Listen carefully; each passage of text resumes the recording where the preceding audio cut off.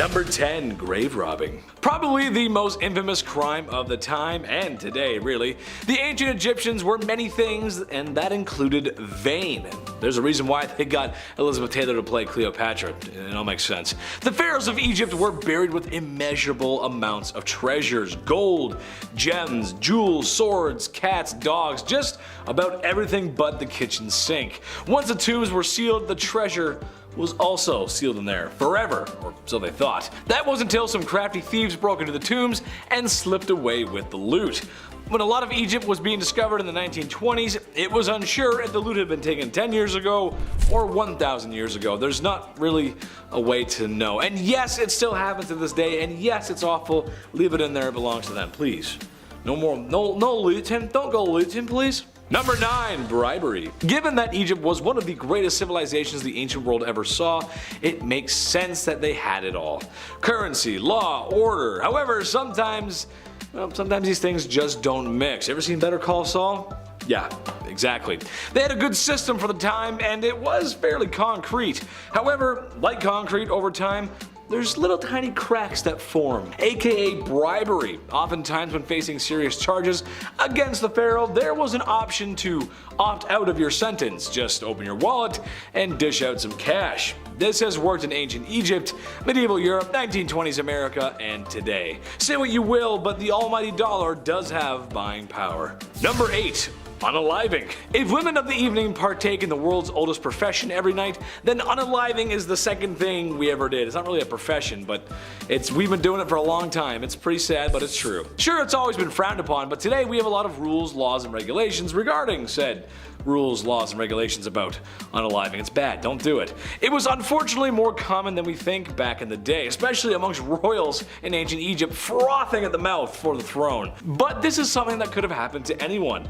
Plus, in a time before CSI and guys throwing off their glasses to make very obvious low-hanging fruit jokes, well, if you didn't see the crime, then you probably wouldn't catch the crook, so people kinda just got away with it sometimes. Not all the time, but sometimes. Number 7. Assassination. Related to my last point, nothing is true, everything is permitted. The creed of the assassins, and one of my favorite video game franchises, at least up until they did Pirates. After that, it was all kind of downhill after that. Well, despite the inaccuracies of the Assassin's Creed series has, like falling from great heights into bales of hay, the first known assassins just may have started in Rome and Egypt. More likely Egypt than spread to Rome, actually. Like a Sith, a lot of these early assassinations were for revenge, personal ambition, power lust, especially in the pursuit of success. Some were even part of larger plans. Now, it's one thing to be violent, sure, but to organize the destruction of a dynasty through the means of your knife, well, it's amazing what a couple inches of steel can accomplish. Who goes there? Someone's knocking on the door? We're good. Okay, anyway, sorry. Number 6. Treason. Law and order in Egypt were associated with something called Mahat. I believe that's how you say it, which refers to truth and justice within society. Like I said before, great idea, great start, but more often than not, the ancient Egyptians had to fight off a lot of treason and corruption. More than they like to admit it. Like when King Ramses III chose the heir to his throne, and well, it wasn't who his wife had picked out, so there was going to be problems. There was a lot of wives, sons, and breeding. There's confusing lines. So, in order to get what she wanted, she was going to stab him in the back. Literally. Well, her plot was unfoiled, and her and all the conspirators were immediately unalived as punishment. There wasn't even a burial service, as they were all thrown in the river afterwards. No amount of money or bribery could save them there. Number 5. Thigh or leg. Ever sit down at the holiday dinner table and your uncle's cutting the turkey and says, "Are you a thigh man or are you a leg man?" Except he says the same thing every Christmas, and you can't wait for him to say it because that means you're another second closer to not being there. Anxiety's a heck of a thing, man. I don't have anxiety that bad. I'm just trying to relate to some of the people out there. I feel like I've been there with you. I don't know. Well, this was no Christmas, and this certainly was no turkey, but people we're talking about here. Yeah, we're talking about people. When someone was found to have done a serious enough crime, but not serious enough to be unalived, the authorities met in the middle by taking a leg. Oh god, that's awful. Now some of you might be thinking, well, I guess it's not that bad, you lose a leg and you move on, but imagine being held down and someone hacking your leg off with a bronze tool because steel doesn't exist yet. Oh, awful, awful, no good, no painkillers. Number 4, homework. Homework, homework, homework. Homework, homework. Love it or hate it. Well, I actually hate it, and so did most of my friends. Some say it's needed in a modern world to teach efficiently, some argue it doesn't do anything at all. I did my homework 90% of the time, believe it or not, and I know some of you are going to comment and say, oh, Chetty, no you didn't. I did, I really did. But when I didn't, I would usually come in and charm my way out of it. Hi, Miss Middleton, you look great today. You're the best. It worked most of the time. What can I say? Usually on the female teacher, it didn't work on the male teacher, so.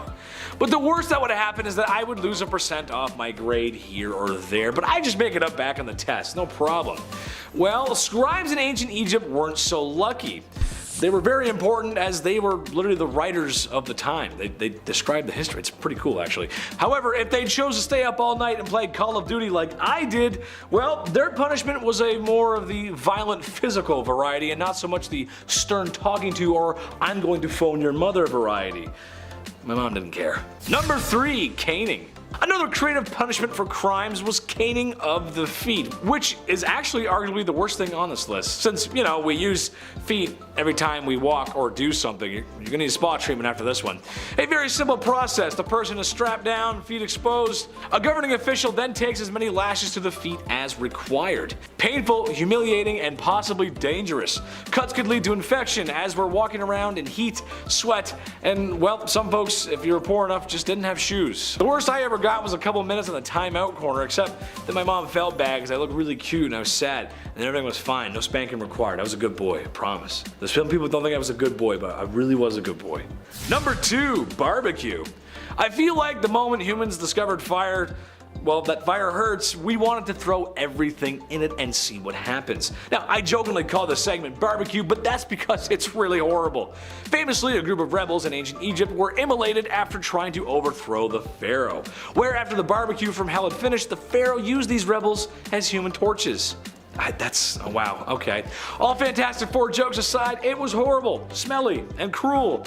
Don't ever do this, please. Number 1, adultery. Surprisingly, one of the most punishable crimes in ancient Egypt was being unfaithful, partly related to the lifestyle of Mahat and being truthful and just. It really makes sense. Just be a good boy. It makes a lot of sense, but some people don't follow that. The whole thing is bizarre because, well, no one really followed it. Especially the royals. I mean, they had kids with their sisters and brothers and cousins and others and all, it's messy. However, some folks did find themselves caught in this law, and when they did, they could succumb to anything on this list. For women, it was most likely the torch. For men, it was impalement and then being tossed into the river because, you know. Better keep those love notes to yourself, folks. Not worth getting burned over. It's not worth it. Just keep it to yourself. Number 10, Mary I. So this is a ruler who could have reserved a place in common history as the first woman ever to be, the Queen of England. Instead, she is mostly remembered as Bloody Mary, a name she acquired because of her staunch and violent opposition to the Reformation. Look, the interwebs don't like the B word, so I had to spell it out. So I'm hoping you figured out what I was trying to say. The most controversial part of her reign was her religious policy.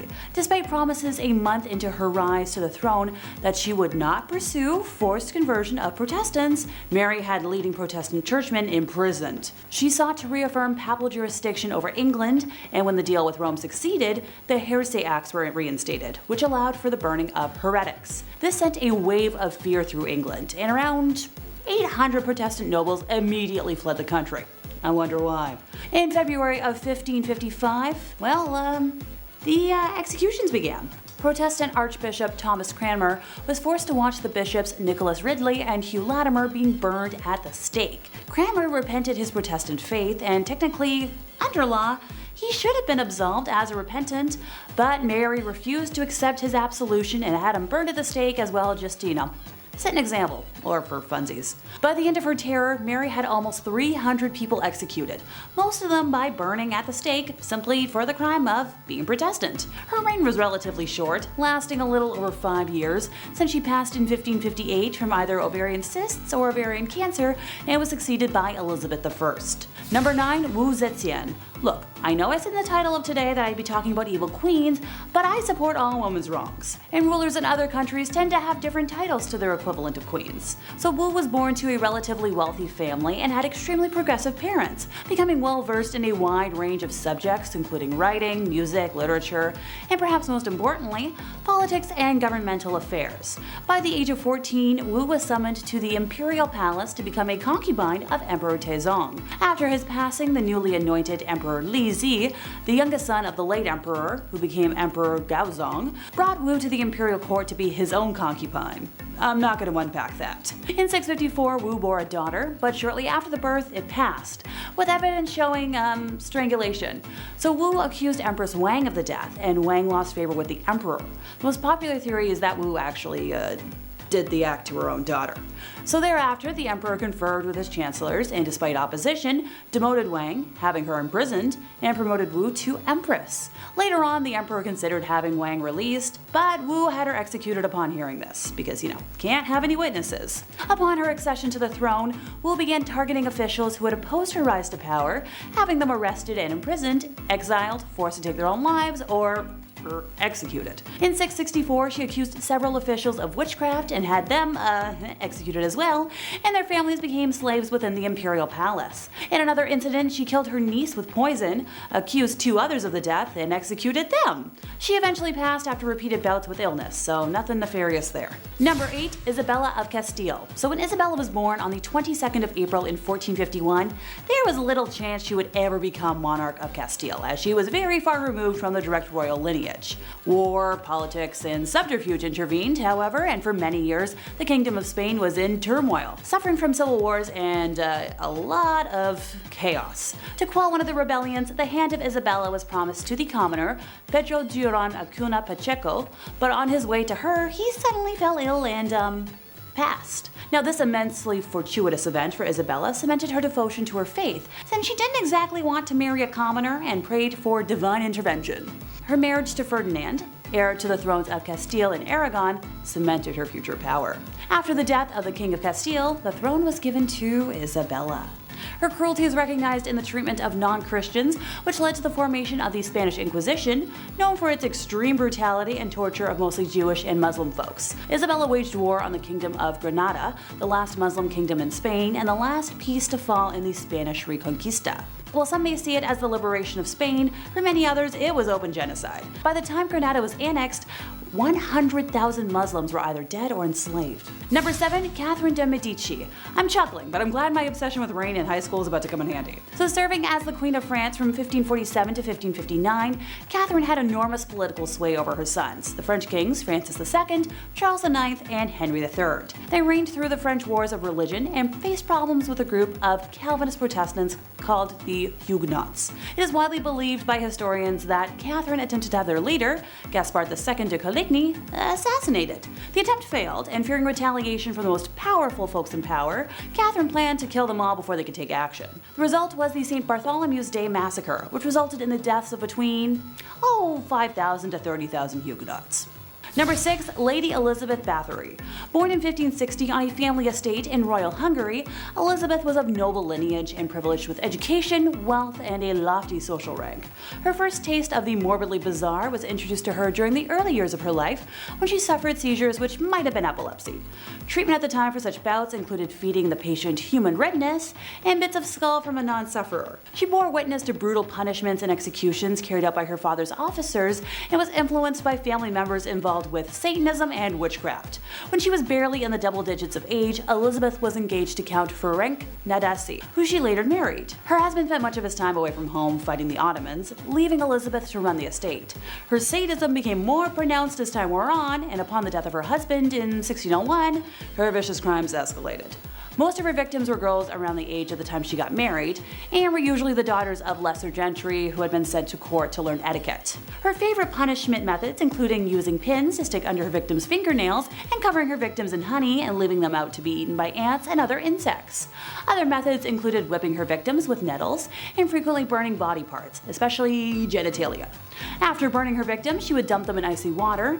Many of them were punished to the point of death, some of whom were buried in unmarked locations, and some sources even claim she engaged in people munching. making that her darkest secret. Elizabeth and a few of her servants were eventually arrested in 1610, and her accomplices were put on trial in 1611. With over 300 witness accounts and numerous testimonials, a guilty verdict was assured. A servant girl who claims to have seen evidence in Elizabeth's private books stated that her victims were around 650 folks. The accomplices were sentenced to death, and Elizabeth was confined to a bricked-up room with slits for air and delivery of food. She was found dead a couple years later.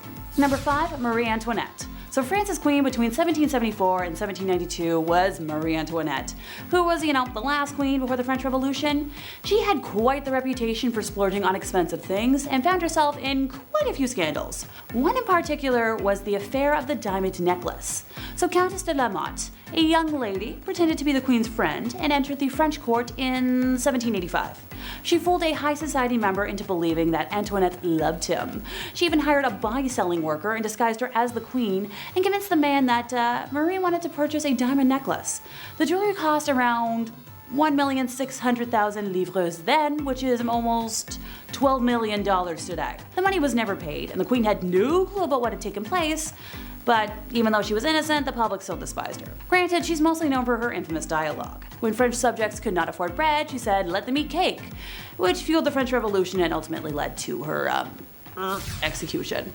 Number 4, Queen of Castile. So Juana la Loca was the Queen of Castile from 1504 to 1516, and she suffered from various mental disorders. After her husband passed in 1506, her father buried his body. However, Juana used to open the tomb and caress her husband's dead body, and ultimately she ordered the body dug out and kissed her husband's feet. Additionally, she would carry his coffin everywhere with her, and actually kept it under her bed. Years later though, she eventually allowed his burial outside her window. Look, I just keep weird dolls under my bed. Number 3, Maria Eleonora of Brandenburg. Maria Eleonora, born on November 11th of 1599, passing eventually on March 28th of 1655, held the title of Queen of Sweden from 1620 to 1632 as the wife of King Gustav II Adolf. Coming from a noble German family, she belonged to the prestigious house of... I'm not even going to try and say that. However, when Maria and Gustav gave birth to a girl with a genetic condition causing excessive hair growth, Maria was deeply shocked. The unexpected appearance of her daughter, combined with societal beauty expectations, pushed Maria to her limits. She considered her daughter ugly and refused to care for what she perceived as a monstrous creature. When Gustav died when Christina was only, this many years old, Maria blamed her for his death. For over a year, Maria subjected Christina to very harsh punishment, confining her to blacked-out, darkened rooms to mourn her father in solitude for very extended periods, even placing her father's open casket in Christina's room and demanding she sleep next to it, which that's way too morbid. Even by my standards. Maria's mental state deteriorated, eventually leading to Christina's removal from her custody. So, thank goodness for Christina. Number 2 is 60 the Dragon Lady. So the story of her rise to power is a remarkable one. Born at a time when Chinese women were politically invisible, this lady managed to acquire enormous political influence by exploiting her position as a royal concubine, engaging in court intrigues and manipulating those around her. By the end of the 1860s, she had become the most powerful individual in China. Her will and her reach even exceeded 2 male emperors, who she frequently bypassed or overruled. Now, she was originally born Lan Kuo in 1835, the daughter of a minor Manchu official, and at age 15 she was selected as a potential concubine for the emperor and relocated to the Forbidden City. She was elevated to the status of concubine officially by age 18, eventually giving birth to the emperor's only son, Zetan, a feat that earned her another promotion in the palace hierarchy. The emperor died in 1861, and shortly after the disastrous Second Opium War, left the throne to his only son. So as the mother of the reigning emperor, Cixi was given the courtesy title Dowager Empress. So by this point, the empress had become quite adept at manipulation, palace intrigues, and power games. Through forged evidence and false testimony, she engineered the arrest of the 8 ministers, 3 of whom were later executed. With the regency council gone, the empress became the de facto regent for the duration of her son's reign, until his early death from smallpox in 1875. The empress was instrumental in the succession, choosing her young nephew Zetan, who was crowned as emperor. So once again, this Dowager Empress acted as regent to the infant emperor, this time in a more formal capacity. 12 years into the young emperor's reign, our empress moved to the summer palace in Beijing, and surrounded by a network of informants and advisors, doted on by loyalists and conservatives in the bureaucracy and military, she continued to exert enormous influence on appointments, policies, and matters of state. Stories of the empress's extravagance are prevalent, since it has been claimed that she regularly increased her personal and food allowances, that she withdrew gold and silver silver from dwindling national reserves and spirited millions of pounds offshore into bank accounts in London. Other tales of her exorbitant spending include her decision to spend 10 million silver teals, some set aside to rebuild the Chinese Navy, on the renovation of one of her palaces. Another rumor claims that 3,000 ebony boxes were needed to restore her jewelry collection. Number 1. Agrippina the Younger. So Julia Agrippina, also referred to as Agrippina the Younger, was a Roman empress from 49 to 54 AD, the fourth wife and niece of Emperor Claudius and the mother of Nero. After the death of her first husband, Agrippina tried to make shameless advances to the future emperor Galba, who showed no interest in her and was devoted to his wife. On one occasion, Galba's mother-in-law gave Agrippina a public reprimand and a slap in the face before a whole bevy of married women. She was one of the most prominent women in the Julio-Claudian dynasty, functioning as a behind-the-scenes advisor in the affairs of the Roman state via, the powerful political ties. She maneuvered her son Nero into the line of succession, and Claudius became aware of her plotting, but died in 54, and it was rumored that Agrippina poisoned him. She exerted a commanding influence in the early years of Nero's reign, but in 59 she was killed. Both ancient and modern sources describe Agrippina's personality as ruthless, ambitious, violent, and domineering. Number 10. The oldest profession in history. Alrighty folks, we're kicking off today with a nice dose of internet no words, so bear with me here. If I sound convoluted, you know why. The Middle Ages in Europe witnessed a universal paradox of tolerance and condemnation with regards to the selling of one's body services. While technically a sin because it hinged on the act of fornication, this act was recognized by the church and others as necessary, or a lesser evil. It was accepted as fact that young men would seek out sexual relations regardless of their options, and thus this profession served to protect respectable townswomen from seduction or worse. In 1358, the Grand Council of Venice declared that this field was absolutely indispensable to the world. In general, declarations proclaiming the necessity of this line of work were not quite so enthusiastic. The church didn't hesitate to denounce it as morally wrong, but as St. Augustine explained, if you expel it from society, you will unsettle everything on account of lusts. So, you gotta have it. It just wasn't exactly ideal back then. Number 9. Hunting witches. Witch hunters often had their suspects stripped and publicly examined for signs of an unsightly blemish that witches were said to receive upon making their pact with Satan. Now, this devil's mark could supposedly change shape and color, and was believed to be numb and insensitive to pain. And more often than not, women were both the witches and the witch hunters. And in these cases, it was easy for even the most minor physical imperfections to be labeled as the work of the devil himself. Moles, scars, birthmarks, sores, and tattoos could all qualify, so examiners rarely came up empty-handed. If found guilty, witches would be sent through a series of trials and punishments, starting with the scold bridle. Also known as a witch's bridle, a gossip's bridle, a brink's bridle, or simply brinks, this was an instrument of public humiliation. It was an iron muzzle in an iron framework that enclosed the head. Some exceptions were masks that depicted suffering, but not pleasant either way. Oh, you want me to elaborate? Alrighty folks, a bridle bit or curb plate around 5 centimeters by 2.5 centimeters in size was slid into the mouth and pressed down on the top of the tongue, often with a spike on the tongue as a compress. Ouchie. It functioned to silence the wearer from speaking entirely and cause extreme pain and physiological trauma to scare and intimidate the wearer into submission. Now, this prevented speaking and resulted in many unpleasant side effects for the wearer, including excessive salivation and fatigue in the mouth. Seeing how I've always been a chatty Cathy, I would have been sentenced to this, and my jaw hurts thinking about it. The wearer was then led around the town by a leash, and for extra humiliation, a bell could also be attached to drawing crowds. It was used as corporal punishment for other offenses, notably on female workhouse inmates, and the person to be punished was placed in a public place for additional humiliation, and who knows what else. I'm sure you can put 2 and 2 together. There's things I cannot say. Number 8. Bathing in what now? Aptly named the Blood Countess, Elizabeth Bathory was a Hungarian noblewoman and was one of the most prolific female serial killers of her time. At the end of the 16th century and beginning of the 17th, she tormented and killed up to 650 young women at her castle in what now known as Slovakia. The macabre nickname came from her apparent tendency to bathe in the redness of her victims, as she believed it would help her maintain her youthful-looking skin. I'll stick to my Epsom salts and the occasional bath fizzy. Oh, and my cleansing routines. Look, I swear my one cleanser from the ordinary might look suspicious, but it's not human redness. I just play a vampire professionally, folks. I'm not an actual one. Or maybe.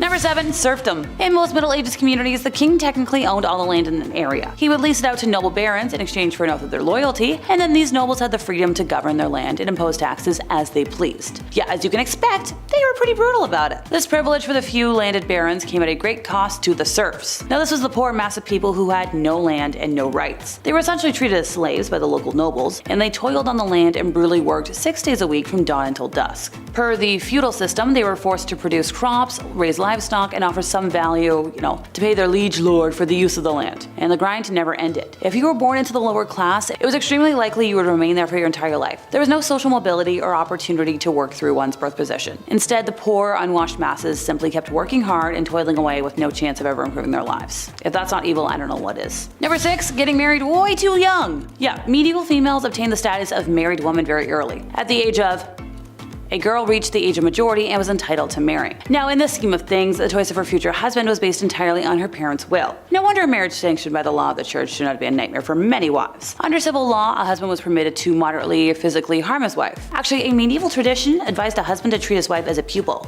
So teach her place. So a lot of desperate women, therefore, killed their husbands. The legislation of those times had detailed regulations governing punishment for women who had killed their husbands. They were sentenced to death by burning alive or burning at the stake. Kinda like a witch. Creative, but not really. Number 5, have more than 10 offspring. Yes, I know this can be a touchy subject, so just bear with me here. I'm not calling giving birth evil by any means, or having multiple offspring by choice evil. I more mean that back in the day, it was a woman's job to essentially reproduce as many offspring as possible to help around the home and to continue on the family name. As somebody who has zero interest in ever reproducing, and that is my personal choice, I have many friends who have, and I will be a fantastic aunt. The thought of giving birth once is terrifying, never mind that often. I read about a lady who had 17 offspring, and sure, while some of those might have been multiple births, I can't even imagine the pain. Or also just raising that many little ones, being responsible for that many little ones. The stress, no thank you. All the props to them, but evil because they were forced to, not because they wanted to. Number 4, take up the waist. After that last one, let's start this point with a fun fact, shall we?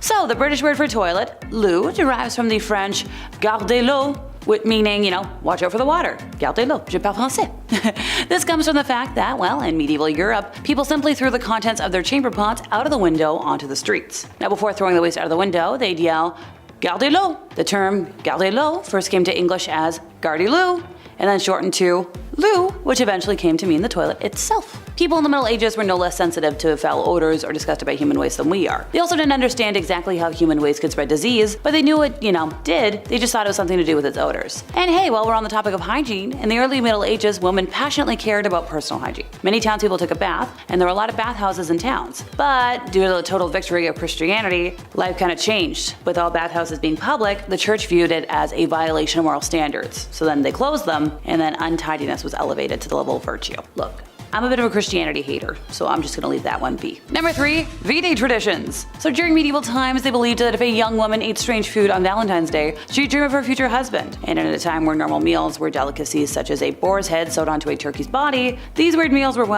extra weird. The roasted hedgehog was just one of the bizarre foods that these young women would enjoy in hopes of seeing visions of their future Valentines. Yeah, okay, because that's gonna make me gag, how about we do a little palate cleanser before we move on to the next bad thing? So other sayings that were popular at the time was if you saw a bluebird, you would marry a happy man. If you see a goldfinch, you're gonna marry a millionaire. And if you see a sparrow, you're marrying a poor man. If you find a glove on the road on Valentine's Day, your future beloved will have the other missing glove. Now, by the 18th century, gift giving and exchanging handmade cards had become common practice. In England, handmade cards incorporating lace and ribbon became popular. And eventually this form of gift spread to the American colonies and into our traditions today. Also, it was found to be terrible luck to sign your name on a Valentine's Day card, and the superstition must have been very confusing for some folks, but convenient for others. As well as cards and flowers, the next gift to become popular was the giving of chocolates, and this can be traced back to Richard Cadbury, of yes, the famous chocolate-making family, who invented the first Valentine's Day candy box. Now, as those grew in popularity, chocolates started to be given in decorated boxes filled with, romantic imagery. I remember my first boyfriend got me a box back, way back when. It was a box of chocolates. I think my mom still has the box, because it was a really pretty box. Number 2, institutionalized. Okay folks, back to the icky stuff. Being sent away was a way to impose a pious life of no ownership or wealth, sexual relationships, any devotion to God, and administer healthcare and alms to the most unfortunate in society. In reality, it didn't always work.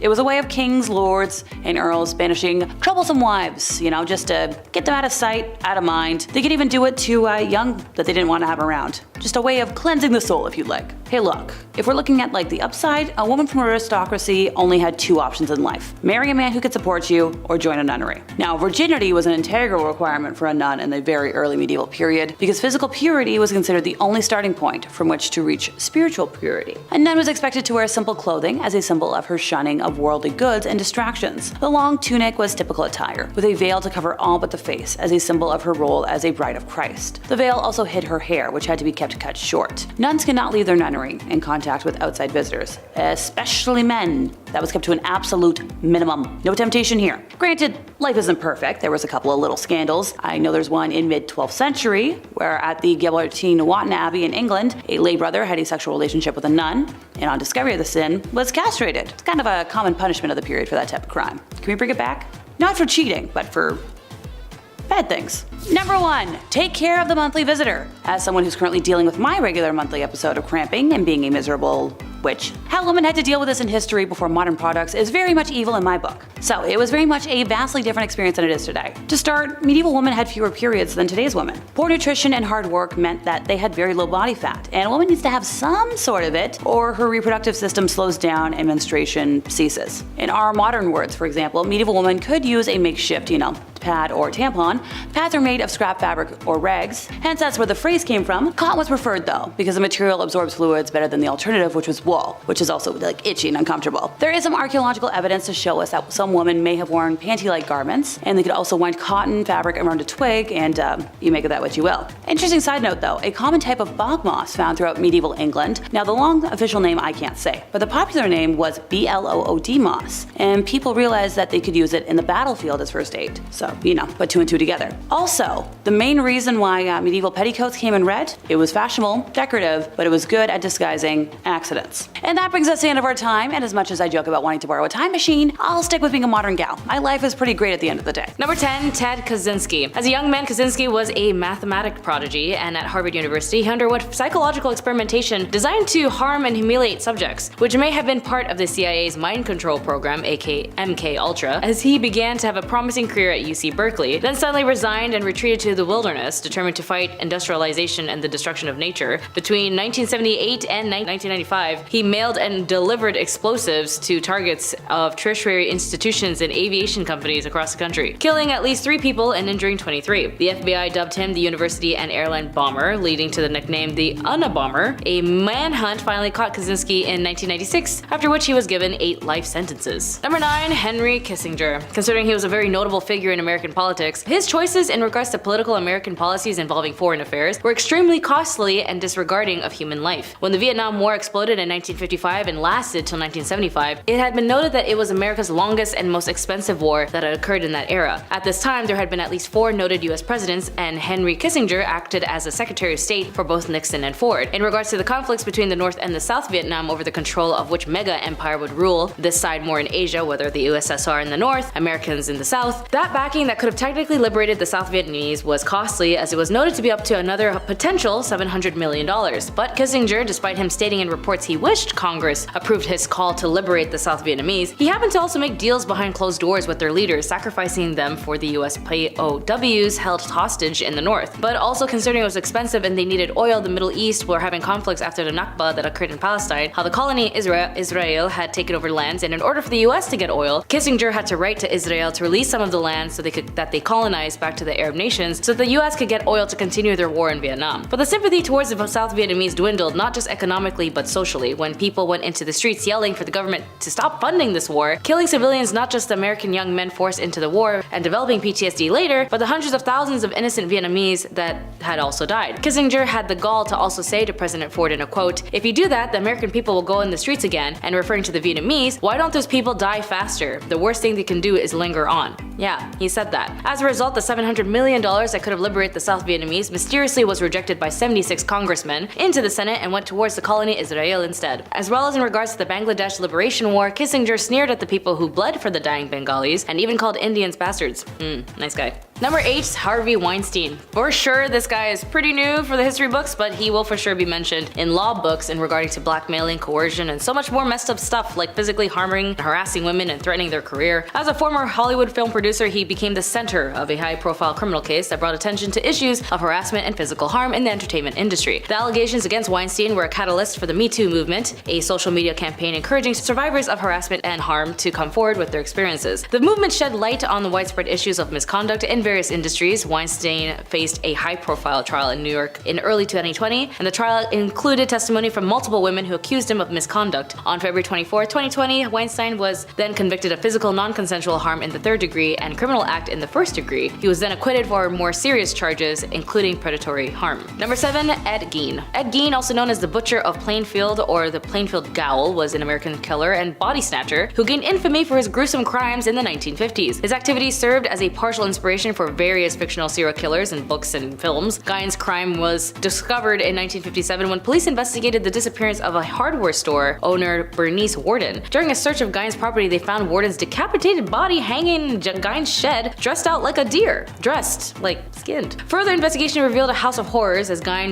was a grave robber who exhumed corpses from local cemeteries. He admitted to creating a variety of items from human body parts, including clothing, furniture, and masks. Gein's gruesome artifacts shocked the public so much and fueled sensationalized media coverage, and Gein was suspected in the disappearances of 2 other individuals, but only 2 deaths were definitely linked to him, Bernice Warden and his own brother, Henry Gein. Ed Gein was declared mentally unfit for trial and spent the rest of his life in psychiatric institutions. He was then diagnosed with schizophrenia, and his confinement included time in the Central State Hospital for the Criminally Insane in Waupun, Wisconsin, later in a mental health institution. He was kind of inspired for that chainsaw massacre thing as well. Number 6. Clementine Barnabet. Clementine Barnabet was an American woman who gained notoriety in the early 20th century for alleged involvement in a series of deaths in Louisiana. Barnabet claimed to be a member of a religious cult led by her father, Raymond Barnabet, and she asserted that the cult believed in cleansing the world by killing those that seemed sinful. Between 1911 and 1912, a series of brutal axe deaths occurred in Texas and Louisiana, and Barnabet confessed to being involved in some of these killings. In 1912, Clementine was arrested along with her father, 2 brothers, and the connections of these deaths. She confessed to her involvement in the crimes, claiming that she and her family were carrying out God's works, killing sinners. It was a job. Bernabet's confession came under scrutiny, as some believed it might have been coerced or influenced by her father, but there were also doubts about the accuracy of her statements. And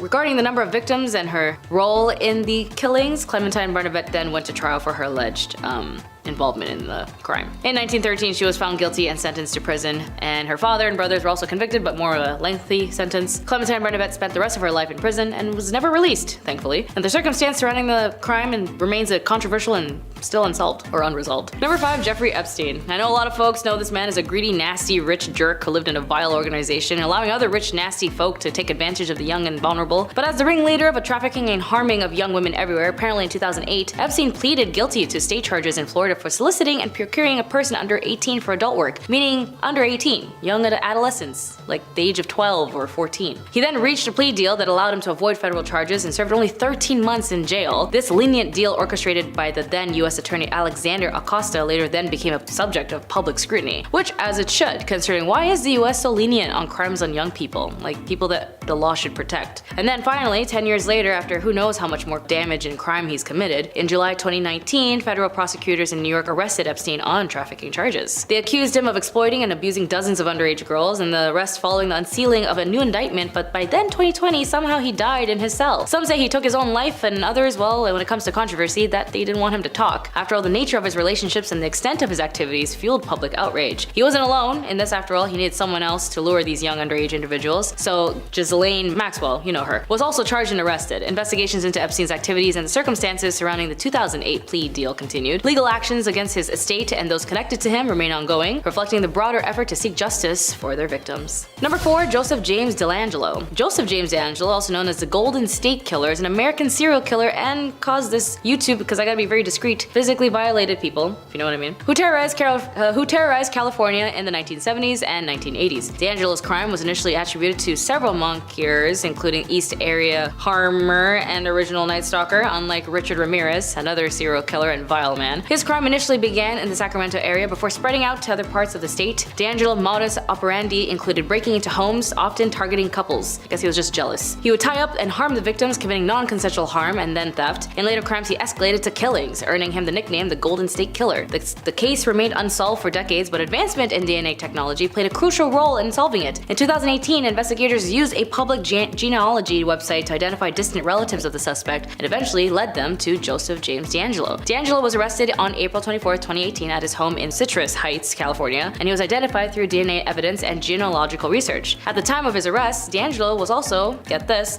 a former police officer, which added to an extra layer of shock to the case. In August 2020, DAngelo was sentenced to life in prison without the possibility of parole, and the sentence marking the conclusion of one of the most notorious unsolved criminal cases in US history. Number 3, Nathan Bedford Forrest. What a name. There's so many interesting names on this list. Nathan Bedford Forrest was a prominent Confederate general during the American Civil War. Unsurprisingly, given his culpability in the Fort Pillow Massacre in April 1864 and the formation of the Triple Ks, Forrest and his image may have come under attack by many sectors, especially from African Americans. The Triple Ks embarked upon a campaign of intimidation and violence against Southern blacks and Republicans until Forrest ordered the organization disbanded in 1869. Nevertheless, the local chapters of the Triple Ks continued to be active, and Forrest was ordered to appear before a congressional hearing in 1871. And his sometimes contradictory testimony, he denied he ever had membership in this organization. Yeah, he's the one who had the receipt. A combination of age, exhaustion, and conversation to Christianity may have caused the Forrest's fiery temper and racial attitudes to his moderate and later years. Number 2, Samuel Little. Apparently noted the most discreet but also most vile crime-committing killers, the reason why he was able to get away with over killing 93 women was because of the time or the height of these deaths. Majority, if not all of these women, were women of color who worked as adult workers. And because in the 70s, law enforcement didn't prioritize people of color or the occupation of working as an adult worker, any case of missing persons from both of these factions as a cohesive was met with dismissal. So Samuel, who had a bloodthirst for control and death, committed to these crimes only to these main demographics and even admitted that once he was caught at a homeless shelter in Kentucky. Originally the arrest was over narcotics, but while they tested DNA, they found the link to his crimes that were left as cold cases. And he actually memorized all of the victims that he had killed. That's crazy. Number 1, Raymond Valdenleher and John Heler.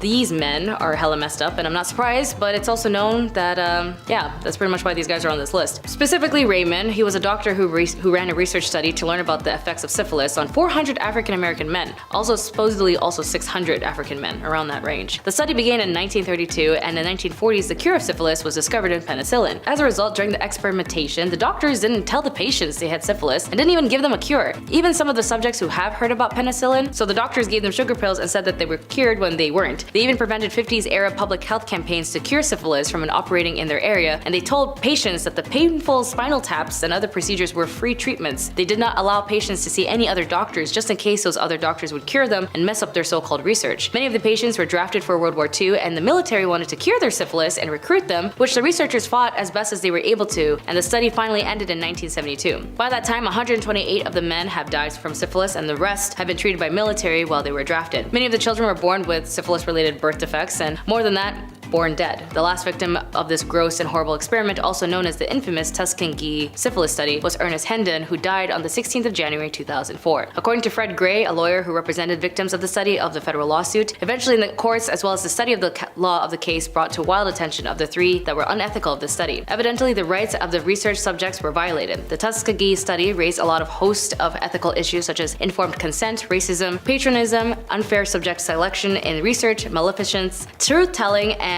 justice, among others. The gross part that even though the research helped reduce syphilis, John got an award for it, despite the traumatizing things that he had done to the patients for life. Maximillian Robespierre.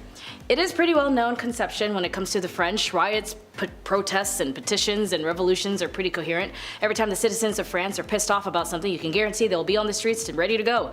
But when did this start? Well, in 1789, when King Louis XVI needed more money, he failed to raise taxes, and when he had called a meeting with the State General, a man named Maximillian Rosier came about after he was inspired to become a political advocate for the revolutionary cause. Especially since the fact that he defended the will of the people with such conviction that he was nicknamed the Incorruptible at the time. But as always, when it comes to political leaders, that title can only last for so long. Because the idea and title of being such a sudden spokesperson for the people entered his head, he concluded that those who opposed him also meant opposing the people, which again wasn't true. Just because you're a spokesperson for the people doesn't mean you represent all the people. As political leaders and representatives, your role is to listen to the people even if individually they criticize you. You still need to take into consideration for effective leadership. And although we can get into the deeper details, eventually after hundreds and thousands of people died, and successes of committees and policies, the Republic was still in danger as Maximilian commented on criminals disguising themselves as patriots. In summary, the use of the guillotine was used about 16,594 times, and in the end, victims of the massacres were noted as they were caught in the crossfires of the patriotic bloodshed. In the end, his quasi-dictatorship obsession came to the end when he himself, Maximilian, was also guillotined. Number 9, Beverly Ellett.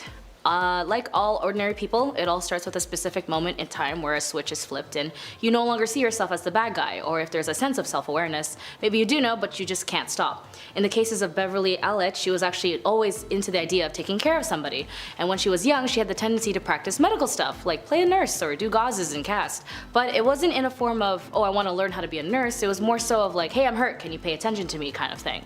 Even to the point the obsession and desperation of being paid attention to would lure her to causing inflictions onto herself and then convince her own doctor to even remove her healthy appendix. She then left school and at 16 took a course in nursing, as this was in 1968, so everyone was just doing things very early on. And as soon as she finished her course, however, she got into a hospital, and in 6 months of hell, specifically over a period of 59 days, she would harm and kill over a dozen children. Every child under her care would suffer from cardiac arrest, chest pains, life support, and insulin overdose. The sad part was, because she was a pediatric nurse, people trusted her fully with their children, thinking she was taking care of their kids, but after staff grew skeptic of another child's death, that's when they found out she had access to drugs and eventually led to her arrest. When she was being interviewed, she apparently laughed, smiled, smirking that she wouldn't go to jail, but justice prevails, and as on May 1993 she was sentenced to life in prison.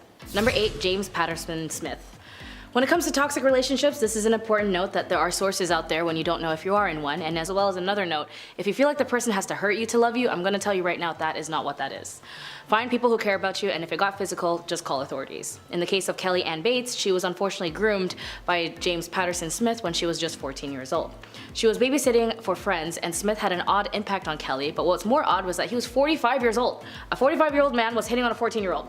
And when Kelly tried to introduce him to her mom, she was livid, and she said, "Kelly, this man is bad and not a good man," and hair would actually rise at the back of her mom's neck. She was right. After 4 weeks straight, Kelly would be tormented, harmed, attacked, and be left with injuries so extensive that when they found her drowned body in the bathtub, authorities knew it was something they just haven't seen before, especially how her eyes were gouged out. Prosecutors noted that the trial had it in quote, "It was like Smith was trying to deliberately disfigure her, causing her the utmost pain, distress, and degradation." The injuries were not the result of sudden eruption of violence, but a torment that caused over time. They eventually noted that Smith was delusional and had a distorted reality with paranoia and morbid jealousy. It only took the jury only 1 hour to sentence the man to life. Number 7. Basil Zahara. When it comes to a good salesman, from what I've been told from friends who used to do door-to-door or did retail and require commissions, they always tell me that it's about human connection. And as for Basil Zahara, he was viewed as a master of bribery and corruption. Considered as the mystery man of Europe, you're looking at the most important people of the time when it comes to influencing the political scene in Europe with his arms deals. On both sides, he would actually sell weapons where he'd be dubbed Merchant of Death. He didn't care which side he was selling to, just as long as he was selling. After all, considering the current times, war is a business. Not even at the expense of civilians or human life as a whole. To men like Basil, they only care about money. Even today, despite his transactions, they remain a mystery as he took up 2 days burning as much evidence as possible. After the First World War, he wanted more money and focused on the conflicts in Greece, where he single-handedly convinced both parties between Venizelos and King Constantine to use his weapons against each other. He was basically playing Sims, but in real life. In the end, his life was shaped by seizing opportunity wherever he could find it, and through his self-serving businesses dealings, he helped shape the power dynamics of Europe and thus played an instrument part in the history of the continent. Number 6. Brenda Spencer. I Don't Like Mondays is a song by Boomtown Rats and a famous quote by our favorite cat, Garfield. But for the 16-year-old Brenda Spencer, who the song Boomtown Rats is based off of, is one of that's very concerning. Brenda Spencer had killed 2 adults and wounded 8 children in a sniper attack on a San Diego elementary school in 1979. The reason, she said, it was just because she didn't like Mondays. And she had a very specific color that she liked, and if you were wearing it that day, you were shot. Her parents were separated when she was young, and she was left in the custody of her dad, and her father did try to bond with her after noting she had a knack for shooting birds with a BB he took on himself to get her a semi-automatic. Why? I don't know either. But he could have just taken her to like the mall or something. But apparently, according to Brenda, she said the reason why her dad got her the weapon was because she knew she was depressed and there was rumors that she wanted to take her own life. The morning of the event that took place is when her separated father left home and she was supposed to be at school, but it was noted by her teachers she had no interest in academics. And so she lived next to an elementary school, and when she saw the children and adults around, that's when she fired.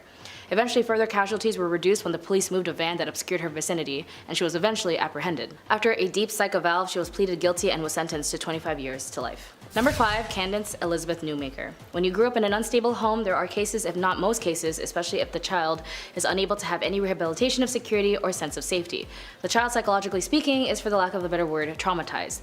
After Candace Elizabeth Newmaker's parents were caught for their negligence of Candace and her siblings, Child Protective Services took her away. As a result, she was later adopted by a single woman and a pediatric nurse named Jean Elizabeth Newmaker. But after months of adoption, Candace was reacting pretty not good, and she was very aggressive, according to Jean. She even killed her pet goldfish and started playing with matches. Keep in mind this was all under the allegation of Jean, as she would also give Candace medication and take her to a psychiatrist due to her reckless behavior. In the year 2000, Jean took Candace to a pseudoscientist by the name of Cornell Watkins, who didn't have a license, to do a 2-week intensive attachment therapy program that cost $7,000. She found this so-called psychiatrist from another licensed psychologist named William Goebel. After 2 weeks, Candace died from the so-called rebirthing session, and the goal of this so-called rebirthing required an individual, in this case the child, to mimic a simulate womb covered by flannel sheets and pillows. Candace was held down by 4 adults where she was begging and pleading that she couldn't breathe. She yelled 11 times that she was dying, to which the people involved, named Julie Ponder, said go ahead and die right now, for real. After 20 minutes, Candace threw up, excreted inside the sheet, and despite, they still restrained her. 40 minutes after, they asked her if she wanted to be reborn, and she responded no. They yelled at her that she was a quitter, and at the end of the session she realized that she was motionless, her fingertips were blue, and Jean, who was watching the session from another room, took notice and tried to do CPR. They called 911, and when they were able to get a pulse, but eventually Candace died from being brain dead from asphyxia. Considering this was all videotaped, these so-called therapists were sentenced to prison sentences, convicted of reckless child harm. And after that, the US House of Rep passed Candace law in Colorado and North Carolina, preventing reenactments of the so-called birth experience. Number 4, Delphine LaLaurie. Delphine LaLaurie was also known as Madame LaLaurie, who was a New Orleans socialite of French Creole descent who lived in the 19th century. She is infamous for her association for one of the most notorious instances of cruel and harm in American history. So reports suggest that slaves who were owned by Delphine were found in a state of extreme physical harm and torment, as reportedly chained to walls. Others were confined in small cages, and others shown signs of severe mutilation. The exact details and extent of the atrocities vary in historical accounts, with some describing brutal experiments and inhumane treatment. As the news of the discovery spread, a mob of outraged citizens attacked the mansion. However, Delphine and her family managed to escape before facing any legal consequence, of course. After leaving New Orleans, Delphine's exact fate is unclear, as there are different accounts of where she went and what happened to her. The LaLaurie Mansion has also been noted as a haunted house, as ghost stories and legends, as it's also considered to be one of the most haunted places in New Orleans. Number 3, HJSY. If you were in Japan in the 70s, you might know this horrific and tragic story of Junko Furuta. A once motivated, popular, and beautiful high school student was headed home to watch the final episode of her favorite television show, Tombo, when suddenly 4 deviant, horrible high school boys by the name of Hiroshi Miyano, Joe Ogura, Shinji Minato, and Yasushi Watanabe abducted her and took Junko to Minato's home. There, they were extremely violent, as they violated her and allowed other men to violate her as well. From the day of her kidnapping on November 25th to the day that she died on January 4th, under excruciating physical and psychological pain, she was tormented, beaten, lacerated, and even burned. Her appearance drastically deteriorated to the point where she even gave off a rotting smell. After beating and dropping an iron exercise ball in her stomach several times, burning her with hot candles and on her eyelids, forcing her to drink her own urine, Furuta succumbed to her injuries and she died. Less than 24 hours after realizing she had died, they wrapped her body in blankets, shoved her in a body and traveling bag, then placed her body in a 55 US gallon drum and filled it with wet concrete. They then dumped her body in a cement trunk in Tokyo, and after they were caught and convicted for another of kidnapping and physical harm to another woman, the boys accidentally confessed to the crime of Junko and told police where to find her body. She was finally found, and her parents and her classmates and her coworkers found peace, knowing she can finally be buried.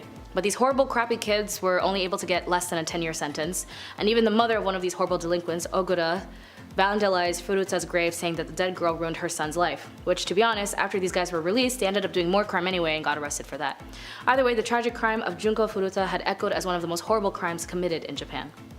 Number 2, Jamal Pasha, also known as executioner of the Armenian genocide alongside other members of the CUP. During his tenure, Jamal Pasha implemented policies that would lead to the mass deportation and killing of Armenians. He is implicated in the forced marches, massacres, and other brutal actions that resulted in the deaths of hundreds of thousands of Armenians. Pasha was also a key figure in the executions of genocidal policies set forth by the Ottoman government, and after World War I, Pasha fled the Ottoman Empire, sought refuge in Germany. In 1922, he was assassinated by an Armenian revolutionary named Teheran. Teheran was later tried and acquitted by German court, which recognized the massacre of the Armenians as a war crime. So that's good to know, the German court can recognize genocide as a war crime. Pasha's role in the Armenian genocide is remembered as one of the broader historical narratives surrounding the events of 1915 and 1923, during which the Ottoman Empire systematically targeted and killed a significant portion of Armenian population. The genocide remains as a historical debate, with Turkey officially denying the term genocide to describe these events. However, many countries and scholars around the world recognize that this was a genocide. Which, if anything, any nation that has the audacity to eradicate a nation of people by displacing them, cutting off their water, killing hundreds and thousands of their children, obliterating generations of family trees, and literally committing violence on civilians is a war crime. It is a genocide. Finally, number 1, King Leopold. Although he's a king, a lot of people seem to not know that the trauma inflicted this so-called king had as a significant role in Congo. Congo had suffered his horrible and vicious rule as Leopold acquired control over Congo's Free State as his private property during the time when European powers were competing for territories in Africa. While officially presented as a philanthropic and humanitarian venture, Leopold's administration in the Congo was marked by exploitation and brutality. From forcing them by using methods of extracting resources that were often brutal, involving the use of violence, mutilation by cutting off their hands and feet by making them also stare at their lost appendages, and forced labor of the Congolese people. The atrocities committed during this period had been well documented, with the estimates of death toll ranging from several hundred thousands to millions. The harsh exploitations, along with the disease introduced by outsiders, led to significant decline of the people of Congo. Villages were ravaged and families were separated, contributing to the long-lasting impact of Congolese society.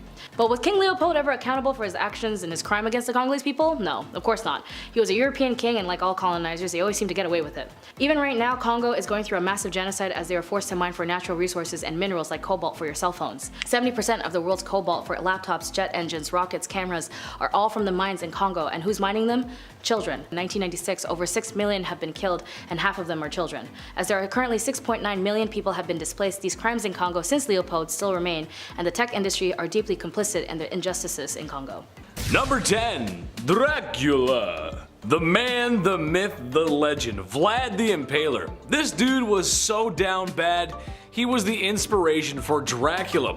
There's really only one reason why he was so evil, and honestly, it's in his name. Vlad the Impaler liked to impale people, oftentimes alive. As if this was the worst thing thought up by a human being ever, he would leave the pikes on display, creating a horror only the eyes of medieval Europe could see. There's gonna be a lot of bad dudes on this list, some really saucy villains, unsavory characters who will make your skin crawl, but only Vlad has been bad enough to get a monster inspired by him, essentially turning his actions into somewhat of a spooky mythology.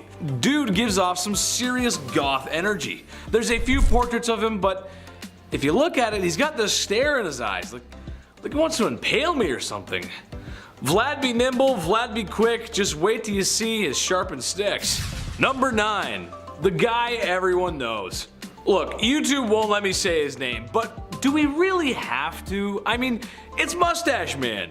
Infamous for his bad art and lame book, he was the fascist leader of Germany. The very same leader who forced the world into World War II. Remember that one? Yeah, he's the very same monster who organized the destruction of Jewish peoples in Europe, and if he had his way, probably the whole world. I wouldn't be surprised if you showed a picture of him to anyone on Earth, any country, rich or poor, and they will most likely know who that was. That's the kind of evil that will get you talked about in classes all over the world, and likely for a long time. Eventually, he got what was coming to him, and the world had peace and prosperity, and there was never ever another bad stinky war ever again. Why is he not number 1, you might be asking? Well, that's just because his numbers don't compare to others, which is a very troubling statistic. I'll get to that later. Number 8. Busy Man. Most people on this list are not going to need any introduction. Genghis Khan is no exception to that. The Mongol warrior king saw his nomadic empire stretch thousands of miles, being one of history's largest empires. If you've been paying attention in history class, and you should have been, don't skip class or Big Ched will put you in the naughty corner. Bad. Yes, that's right, I just referred to myself in the third person. Speaking of third person, that's how many people Genghis unalived in his bloody conquests. Oh, did I say 3? I actually meant a lot. Did I say a lot?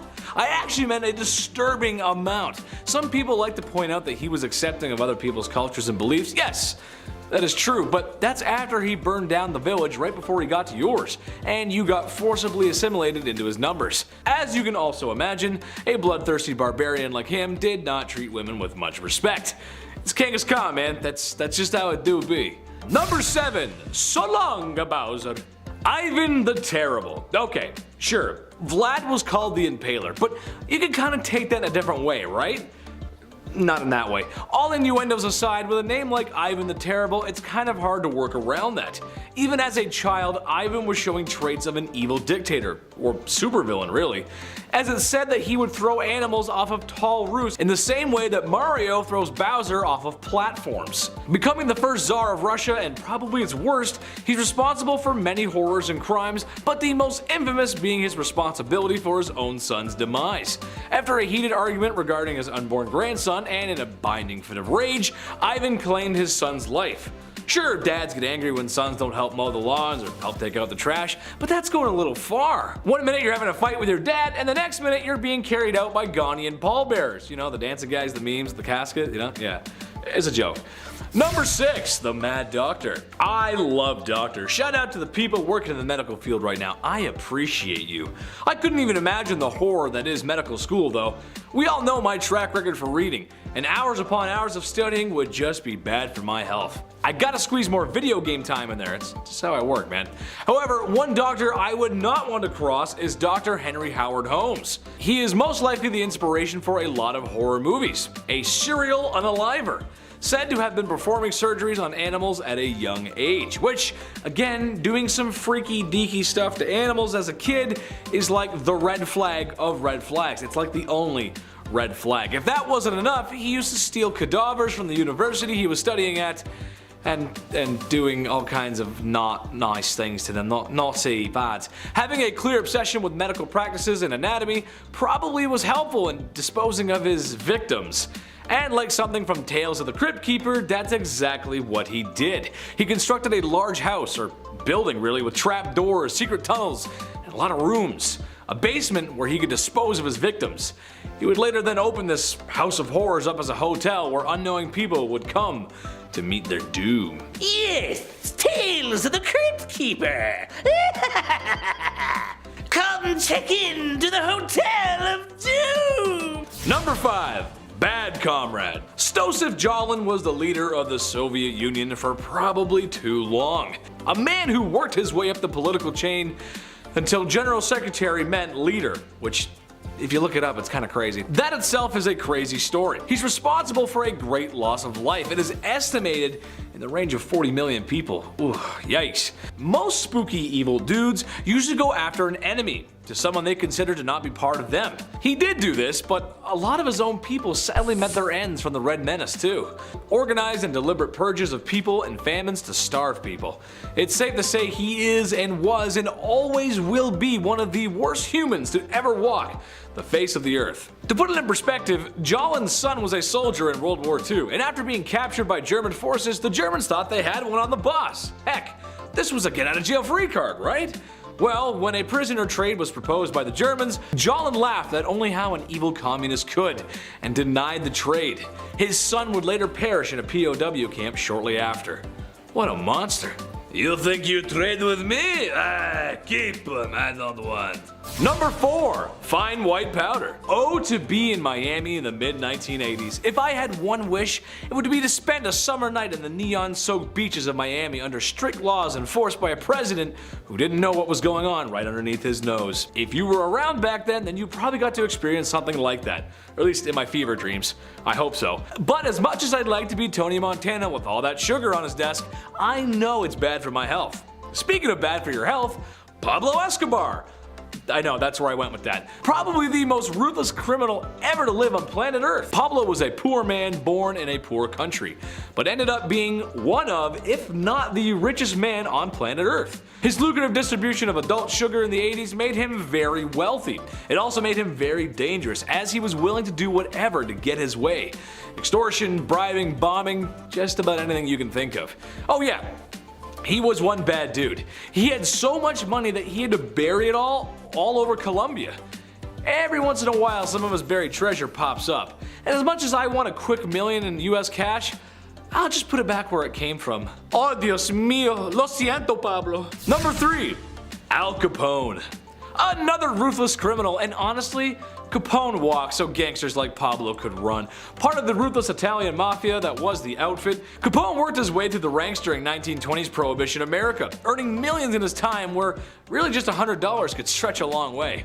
Capone is noted for his violent behavior throughout his life and the many accidents he caused directly or indirectly. Prohibition and the Depression were hard times for a lot of folks in America. However, the media and the people of Chicago at first always wanted to see what the lavish gangster was up to, as his criminal life became somewhat publicized. Most likely due to his wealth. The dude was rich. He eventually would get arrested and sent to Alcatraz, which was probably the worst prison in America, or the best Call of Duty Zombies map, depending on how you look at things. I look at things through a Call of Duty way, so Number 2, Gavrilo Princip. That might not be a name that you're familiar with, but it was the man who unalived Franz Ferdinand, which started World War I, which caused World War II, which caused the Cold War, which caused the collapse of Soviet Russia, and it's why you live in a post-war globalist world with markets developing rapidly in the cyber world. Except maybe the whole thing in Ukraine, watch out for that. Kinda crazy to think how all that could come from one wrong turn and a guy seizing an opportunity. But this also means he's kind of responsible, in a way, for all the bad stuff that happened in those times as well. So maybe don't seize the day, I'm not sure. Just don't be ruthless criminals, guys. Watch our videos instead. Although I could blame him for failing my math test in high school. Yeah, we'll go with that. Number 1, Mao Zedong. I'd like to come out here and tell you all about the chairman of China, but that simply is just too hot for TV, and if it's too hot for TV, it's too hot for YouTube. Basically, he was the dictator of communist China and is responsible for many lives lost. It's estimated to be somewhere in the range of 60 to 80 million people. Whoa! Dude was down bad, the definition of down bad, and although many were told to adore him, there's still a great many people who remember the terrible things he's done. From Beijing to Hong Kong, there's not a person around who doesn't know who he is. If being a no good rotten person was an Olympic sport, he would have gold medals coming out of his ears. Number 10, Giulia Tofana. In the 1600s, women who were left under the control of malignant husbands who would physically harm and control them was a rather common issue, and the general rule was that unless your spouse passed away, that was the only time a woman could be granted her freedom. The active contents inside the vial with the artwork of St. Nicholas were unknown, but mostly it was filled with arsenic, lead, and possibly belladonna. It was colorless, tasteless, and therefore easy to mix with many other substances like wine or water. It was called by the name Aqua Tofana, and it was named after the suspected Giulia Tofana, as she was the main distributor and ringleader of this secret sauce. The actual creator might have actually been another woman who was caught later on. The poisoning of Aqua Tofana would go unnoticed as its symptoms would mimic other illnesses that were prominent at the time. First dosage would mimic a cold, the third dosage digestive issues, and the fourth was death. It was so effective and helpful that when the poison was used in a slow active state, it would give the victims the assumption that they were dying and would write a will and repent. And if the provider of the poison changed their mind, the antidote was simply lemon juice and vinegar. Although the invention of this poison substance was eventually discontinued as so many had been caught with the subject, it lasted for the length that it did due to the assumption that it was a cosmetic, when really it was for women of this time a vial of liberation and freedom. Number 9, Vladimir Demikov. A very famous Soviet scientist by the name of Vladimir Demikov was known for his innovation, organ transplants, which had saved many lives in the medical world by extending life from near-death events. However, how he came to this is just as disturbing and concerning as it was revolutionary and innovative, and he would transplant a number of vital organs between dogs. But then he decided to experiment even further by sewing together a two-headed dog. He and his assistants would attempt to operate not just a few times, but over 24 times to create a functioning two-headed dog, and it was at the 24th time it was widely publicized. It was even featured on Life magazine, and unsurprisingly was considered a very dark, horrifying creation that had been beheld. He sewed together the head of a neck of a small dog named Shavka onto the neck of a large stray German shepherd named Brodyaga. The mad scientist created an unnatural creation at a disturbing cost. For the surgery itself, Demikov amputated Shavka the lower body below the forelegs, keeping her heart and lungs connected until just before the transplant. Then he attached Shavka to the upper body of a corresponding incision of Brodyaga's neck. The operation lasted 3.5 hours, although both could function, and here Shavka ended up dying as she was not attached to Brodyaga's stomach, so whatever she ate fell out. And tragically, the two animals died 4 days later due to the damage of a crucial vein. The previous pair of dogs lasted for a month before they too died in a fatal end, and Vladimir also had no intention to stop his animal cruelty experiments and would continue trying until his death. Number 8, MK Ultra. Project MK Ultra was an illegal human experimentation program designed and undertaken by the CIA and intended to develop procedures and identifying drugs that could be used during interrogations to weaken people and force confessions through brainwashing and psychological torture. MK Ultra used numerous methods to manipulate its subjects' mental state and brain functions, such as a covert administration of high doses of psychoactive drugs and other chemicals without the subject's consent, electric shocks, hypnosis, sensory deprivation, isolation, verbal and sexual.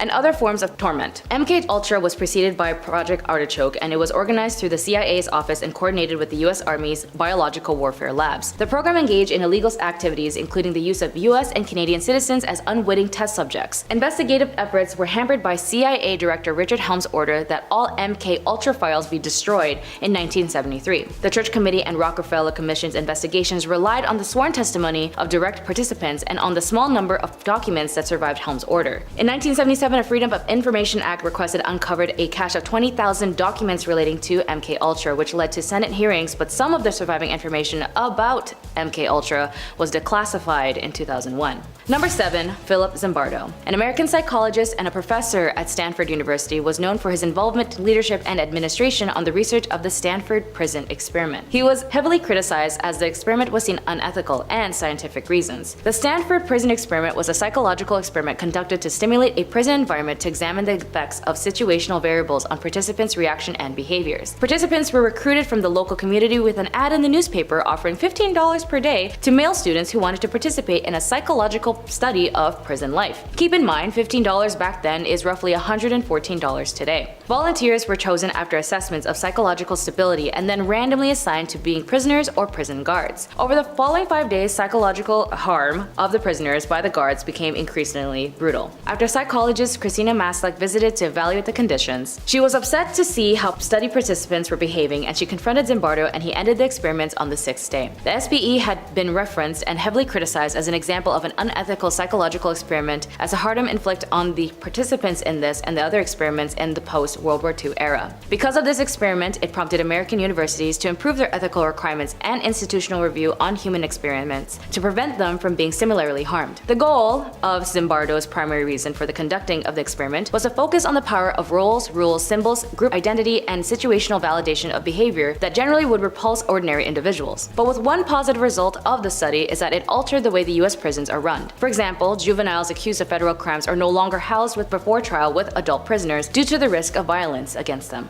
Number 6. Phalaris and Perilios of Athens. Throughout history, humans in general have created an enclave of many extraordinary things, and as civilizations go, for some reason in our distant past, they had an obsession of creating agonizing means and the inflictions of others. Perilios of Athens had created something that at first glance may seem like a work of art, but its uses had been a thing of torment: the brazen bull. The beautiful bronze statue cast in ancient Greece was invented between 570 and 554 BC. The statue was actually commissioned by the reign of Phalaris, an evil tyrant in Sicily. So many would think that he's actually the real inventor, or more or less had the idea. This tyrant was also known for eating new as his new cruel torment device, and the bull was cast hollow and was used as a fire would be built below, and its design was that it would be opened and a person would be forced inside. The fire would start underneath the person and it would burn as the smoke and steam would escape from the bull's nose. Incense was placed inside to counteract the smell of burnt flesh, and it is said that it was a series of tubes built inside the statue to design to distort the screams of the victim and make them sound like an animal. Phalaris was a piece of work as he wanted to test the sound system of the bull, that he even pushed Perilios, the man who created the bull for him, into the belly and lit a fire under him. And then he later released him before he pushed him off a cliff. But by sheer karma, Phalaris died in a bull himself as the city was taken over by Telemachus in 554 BC. Number 5. Lytle S. Adams. After hearing about the vicious attacks of Pearl Harbor on the radio, Lytle S. Adams developed a unique plan of vengeance against the Japanese Imperial Army with the Bat Bomb. The bomb consisted a bomb-shaped casting over 1,000 compartments, each containing a hibernating Mexican free-tailed bat with a small timed incendiary bomb attached. Dropped from a bomber at dawn, the castings would deploy a parachute in mid-flight and open a release of bats, which would then disperse to eaves and attics in a 20-40 mile radius. Adams stated that the bat was the lowest form of animal life, and that until now, reasons for its creations have remained unexplained. He went on to espouse that bats were created by God to wait this hour to play their part in the scheme of free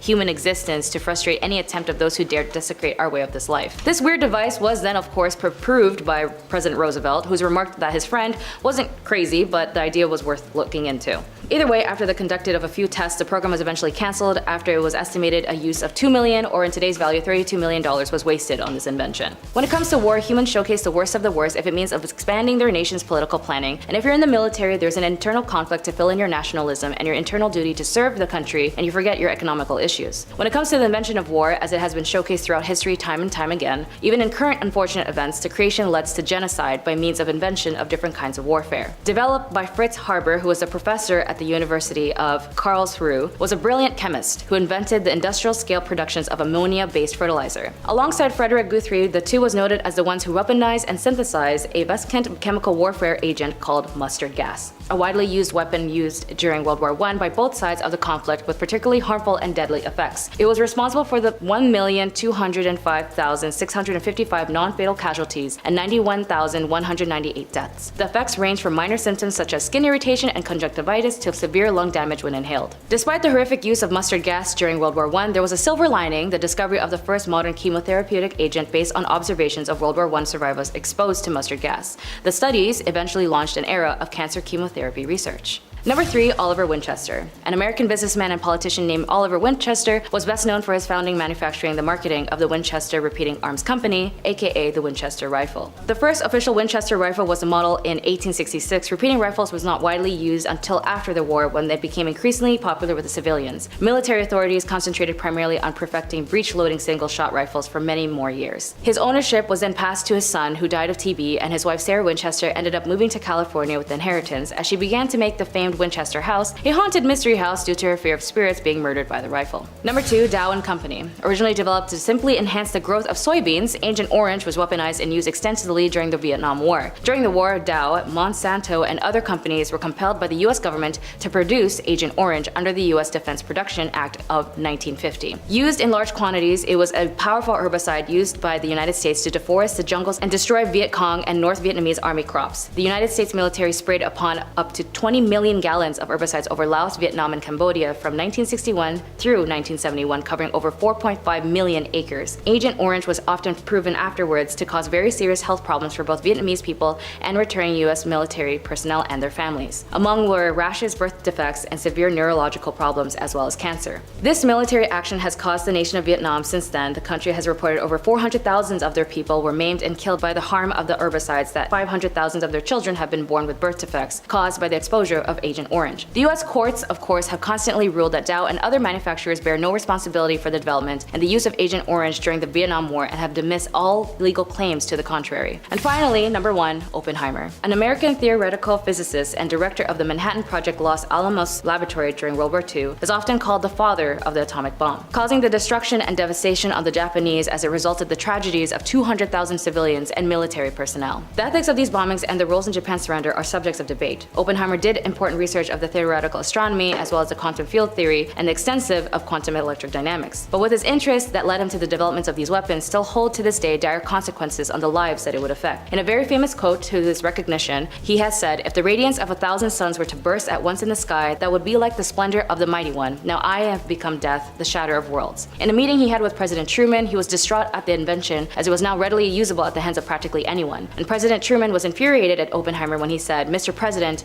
I feel I have blood on my hands," responding that he, Truman, bore sole responsibility for the decision on the atomic bomb against the Japanese, which later Truman said, "I don't want to see that son of a bee in this office ever again." The Treaty of the Non-Proliferation of Nuclear Weapons aimed to reduce the spread of nuclear weapons, but its effectiveness has been questioned. Modernization of weapons continue to this day. Bombs alike have been proved with its massive casualties and results to devastation, eradication, genocide of innocent people, and the tragedy of wars it inhibits in our modern times. Number 10, Stubbins Firth. Stubbins Firth was a University of Pennsylvania researcher fixated on one particular scientific scheme, and a very dangerous one at that. As a trainee doctor, he became obsessed with the idea that yellow fever was non-contagious, to the extent that he went to great extremes trying to prove it. Armed only with a trusty blade and his incessant desire to find the truth, Firth sliced opened his arms and smeared vomit from yellow fever patients into his wounds. When that made no difference, he poured the vomit into his eyes, drank some of it, fried the stuff, and breathed in the fumes. And in a final act of madness, he covered himself with blood, urine, and saliva from infected patients. Ultimately, Firth proved this theory so far, as he didn't get sick. However, we now know that this was as much down to him making samples from the late-stage patients who were past the point of contagion. In other words, Firth swallowed infected vomit but didn't shed much new light on the disease. So he did all that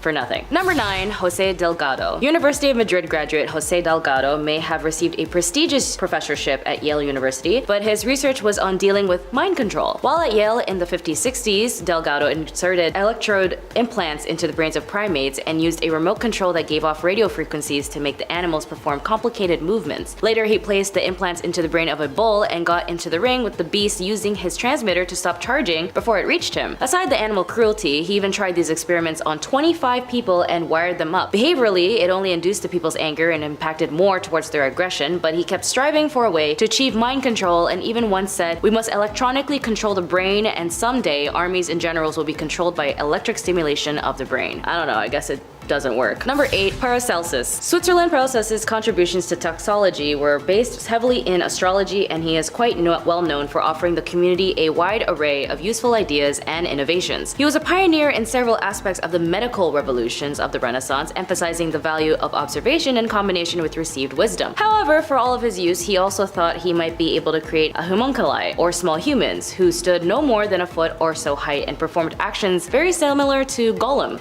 Not Gollum from Lord of the Rings, but pretty close. He is said to have run away after turning on their master. The homunculus creation used bits of people using semen and hair. To him, the fully grown homunculi was supposedly greatly skilled in art and could create giants, dwarves, and other marvels. As though they are art, they are born, and therefore art is embodied and inborn in them, and they needed to learn it from, well, no one. Well, it didn't end up working because they ended up dying right away. Number 7. Peter Neubauer. Clinical psychologists led by Peter Neubauer ran a secret experiment in which they separated twins and triplets from each other and adopted them out as singlets. The experiment, said to have been partly funded by the National Institute of Mental Health, came into light when 3 identical triplet brothers accidentally found each other in 1980. They had no idea they had siblings, and David Kelman, one of the triplets, felt really angry towards the experiment, quoting, "We were robbed of 20 years together," said Kelman in the Orlando Sentinel article. His brother, Edward Gallen, sadly took his own life in 1995 at his home. The child psychiatrist who headed up the study, Peter Neubauer and Viola Bernard, showed no remorse according to news reports, going as far as saying they thought that they were doing something good for the kids, separating them so that they could develop their own individual personalities. As for what Neubauer learned from his evil experiment, that anyone's guess as a result of the controversial study are being stored in an archive at Yale University, and they say they can't actually reveal it until 2066. Number 6. The Burke and Hare. Body snatching was very common in the ages of the pre-19th century, as the only legal way to get bodies for dissection was those of executed criminals. Since it was difficult to get on the waiting list for these bodies, anatomists took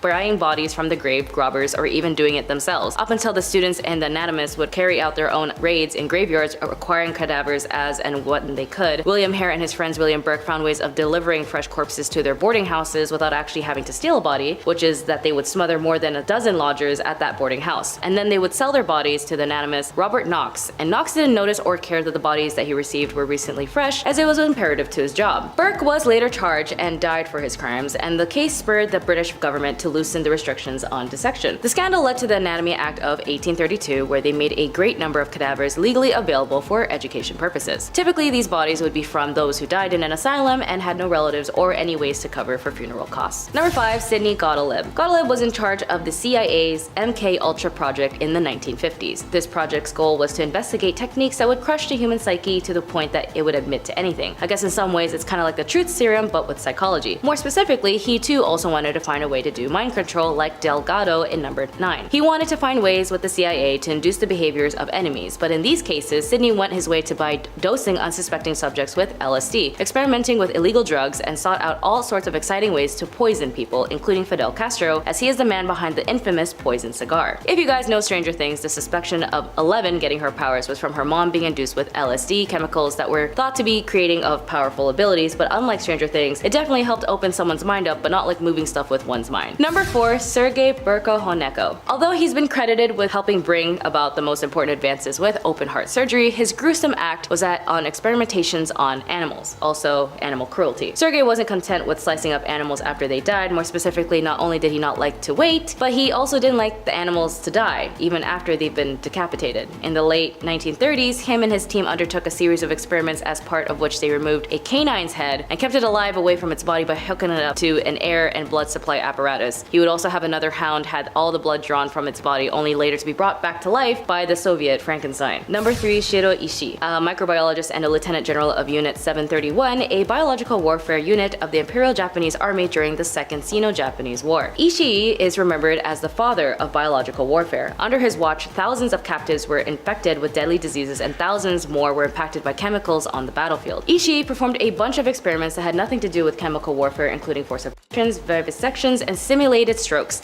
Humans were also used as a living test cases for grenades and flamethrowers, and prisoners were injected with inoculations of diseases disguised as vaccinations to study their effects. Because life is totally fair, Ishii was never charged with war crimes, and he died peacefully at his home in Japan in the late 60s. Number 2. Joseph Mengele. Mengele gained notoriety chiefly for being one of the SS physicians who supervised the selections of arriving transports of prisoners, determining who was to be killed and who was to become a forced laborer, and for performing human experiments on camp inmates, amongst whom Mengele was known as the Angel of Death. Mengele was just a stone-cold killer, as he performed experiments on 3,000 sets of twins, and less than 30 survived his depraved antics. His experiments included, but sadly were not limited to, dyeing children's eyes to be a specific color, since he has an obsession with monochromatic eyes, sewing twins together to make them conjoined, and giving them gangrene. In fact, many of his evil deeds weren't scientific at all. He was just masochistic. He was reportedly smiling every time he took part of his selection process of sending arrivals at camps on who were unfit for labor straight to the gas chambers. He died in 1976, and as he was never brought to justice for his crimes. Number 1. J. Marion Sims. Although he was known as the father of modern gynecology, Sims was gained much for his fame for doing experimental surgeries on slave women. Sims remained a controversial figure to this day because the condition he was treating the women, viscogenital fistula, caused terrible suffering. Women with fistulas, a tear between their private parts and their bladder, were incontinent and were often rejected by society. Sims performed the surgery without anesthesia, in part because anesthesia had only recently been discovered, and in part because Sims believed that operations were not painful enough to justify the trouble, which is what he said, but still regardless, the cruelty he bestowed on these women were not at all consented, and manipulated the social institutions on slavery to perform human experiments, which by any standards is unacceptable. Number 10. Pearl Hart. Pearl Hart was a notorious figure in the American Wild West, known for involvement in a stagecoach robbery. Her life story is often intertwined with the tales of the Old West and the outlaws who sought adventure and fortune during that era. Pearl Hart, whose real name was Pearl Taylor, was born in Canada in 1871, but was later moved to the United States and became involved in various activities, including acting and singing. In 1899, Pearl Hart and a companion, Joe Boot, decided to rob a stagecoach in Arizona. The stagecoach was en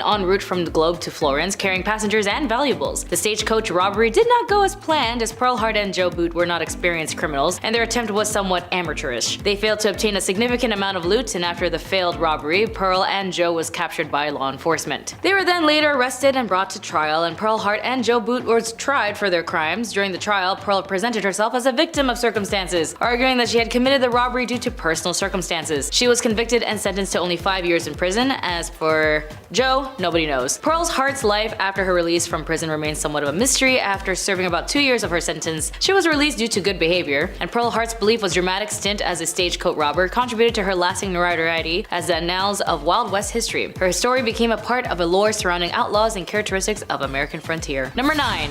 Laura Bullion was also known as the Rose of the Wild Bunch. She was a female outlaw associated with the Wild Bunch Gang, a notorious group of American outlaws led by Butch Cassidy and the Sundance Kid during the late 19th and early 20th century. Laura Bullion was born in Knickerbocker, Texas in 1876. Her family moved to the mining town of Moab, Utah, where she grew up. Laura became acquainted with the members of the Wild Bunch, including Butch Cassidy, the Sundance Kid, and then other notorious outlaws. She developed a romantic relationship with Kid Curry, a member of the gang, and Laura Bullion participated in various criminal activities with the Wild Bunch, including train and bank robberies. She was also known for her sharpshooting skills and her involvement in the gang's illegal enterprises. In 1901, Laura was arrested in St. Louis, Missouri for her involvement in a train robbery. She was sentenced to 5 years in prison but only served about 3, and after her release from prison, Laura Bullion tried to lead a more law-abiding life. She lived under an assumed name in Memphis, Tennessee, working as a housekeeper. Laura Bullion then passed away on December 2nd, 1961 in Memphis, Tennessee, at the age of 85, and her death was largely unnoticed by the public. Number 8. There is a limited historical information about Belle Sidions, who was also known as Madame Vestal. She was a figure associated with the American Old West during the late 19th century, particularly in the realms of entertainment and the infamous red light districts of frontier towns. Belle Sidions was reportedly an entertainer and an actress who performed in various theatrical productions and shows during the late 1800s. But later in her life, Belle Sidions adopted the alias Madame Vestals and became known for her role as Madame, managing establishments and red light districts. These areas were known for housing brothels and establishments that provided various forms of entertainment. During the late 19th century, the American West would experience rapid growth with numerous people seeking fortune and adventures in newly settled areas, as well as red light districts. The presence of the red light districts, saloons, and entertainment venues catered to the needs of this transient population that was very common. Like many individuals associated with the red light districts of the Old West, the details of Belle Sidions' life remain somewhat elusive and separating the fact that a legend can be challenging. Nevertheless, figures like Madame Vestals contribute to the colorful and diverse tapestry of the Old West societal history.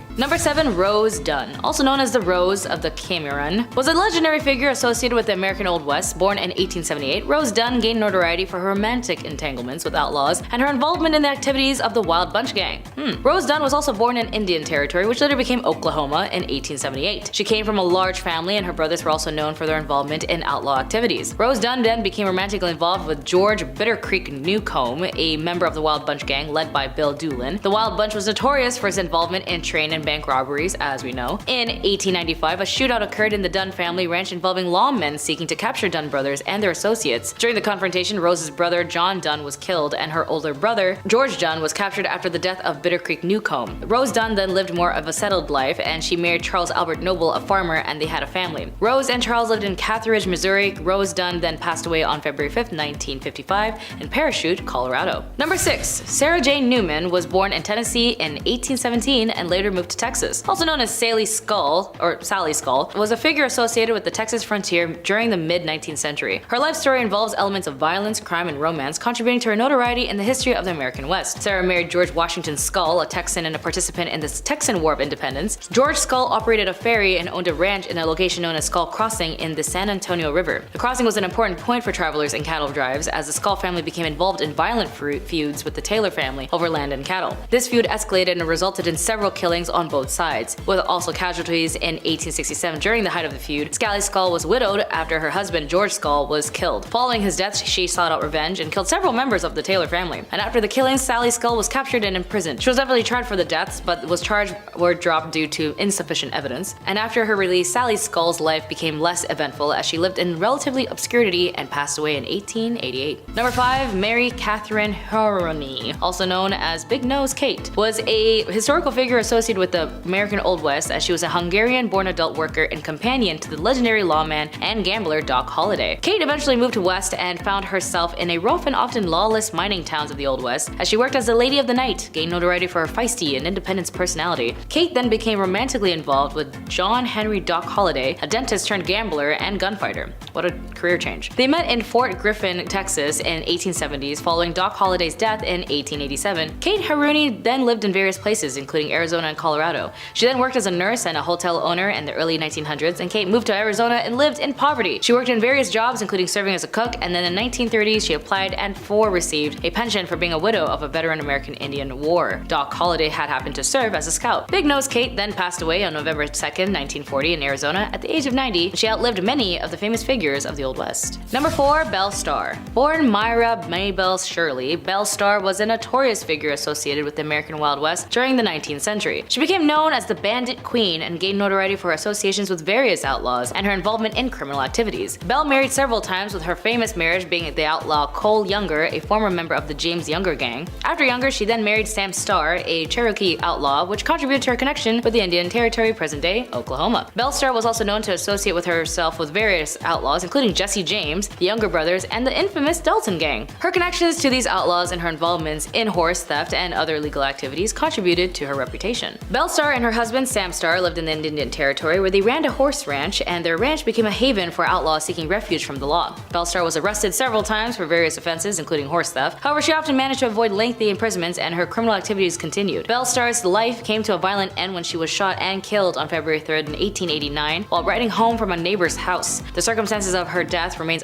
somewhat of a mystery, and the identity of the killer was never actually established. Belle Starr's life exploits became part of the Wild West folklore, and over the years, she had been portrayed in many books, films, and television shows, contributing to her enduring legend. Number 3. Etta Place. Etta Place is one of the mysteries of the American Wild West, as her true identity and details of her life pretty much remains uncertain. She was associated with the famous outlaws Butch Cassidy and the Sundance Kid, as we also know them, and is often considered to have been romantically involved with the Sundance Kid. Despite her connections to these historical figures, she is very little known about Etta, as Etta's place, true identity, and background are unclear. Her real name and place of birth and details about her early life are not actually known at all, and some historical sources suggest that she may have been born in the United States, while others propose that she could have just been European or South American origin. Etta Place is also best known for her association with Butch Cassidy, aka Robert Leroy Parker, and the Sundance Kid, whose actual name is Harry Alonzo Longabo, and she traveled with them during their exploits in South America, where they sought refuge to escape law enforcement in the United States. In the early 20th century, Butch Cassidy, the Sundance Kids, and Etta traveled to South America, where they continued a life of crime, and they are believed to have engaged in bank and train robberies in countries like Argentina and Bolivia. The fate of Etta Place is uncertain, as some theories suggest that she may have perished alongside Butch Cassidy and the Sundance Kid in a shootout with the Bolivian authorities. However, there is actually no conclusive evidence to support this theory, as there may be other theories that Etta places true identity, with some speculating that she may have had used multiple names